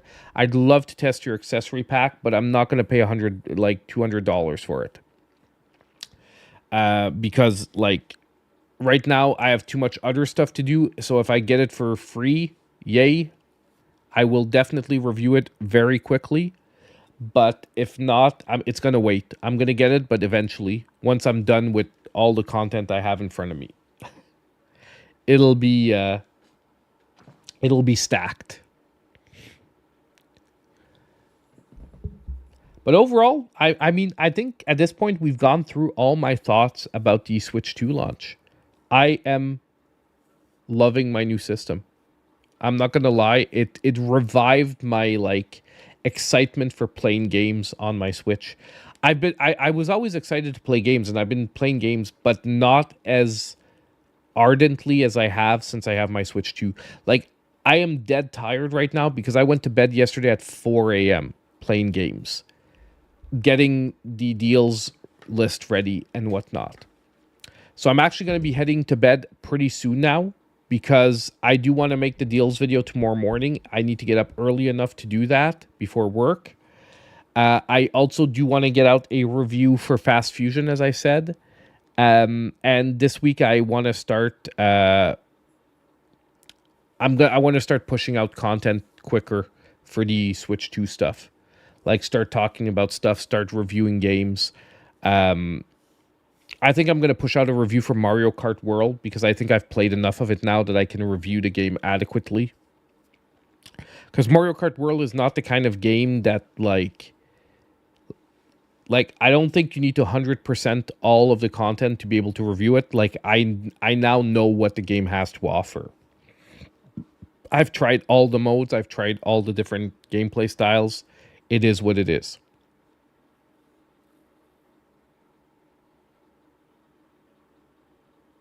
For some reason, when you post at 5, 6 a.m. on Mondays and Tuesdays, you get insane views, like 1,000 an hour. Oh, yeah. Pretty crazy, NDJ. Like, are you posting shorts or are you posting long form?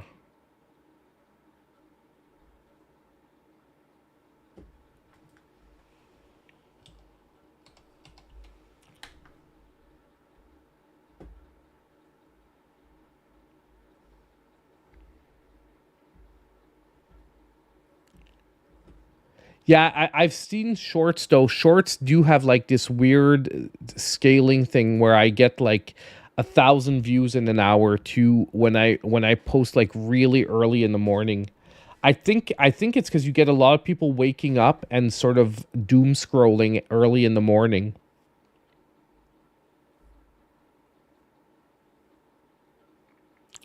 Yeah, it happens to me too for the shorts, but it only lasts for like an hour or two, and then like bang, it stops after that. What's your channel, NDJ? Is it NDJ Gaming?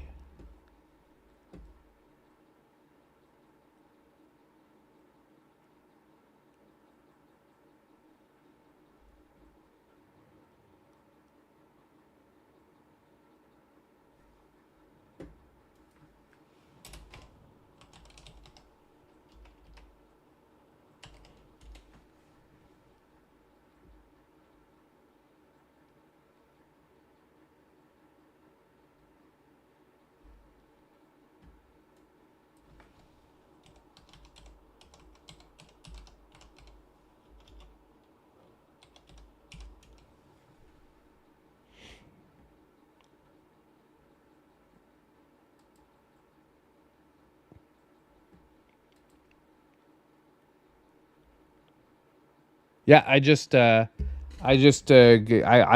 found your channel. Awesome.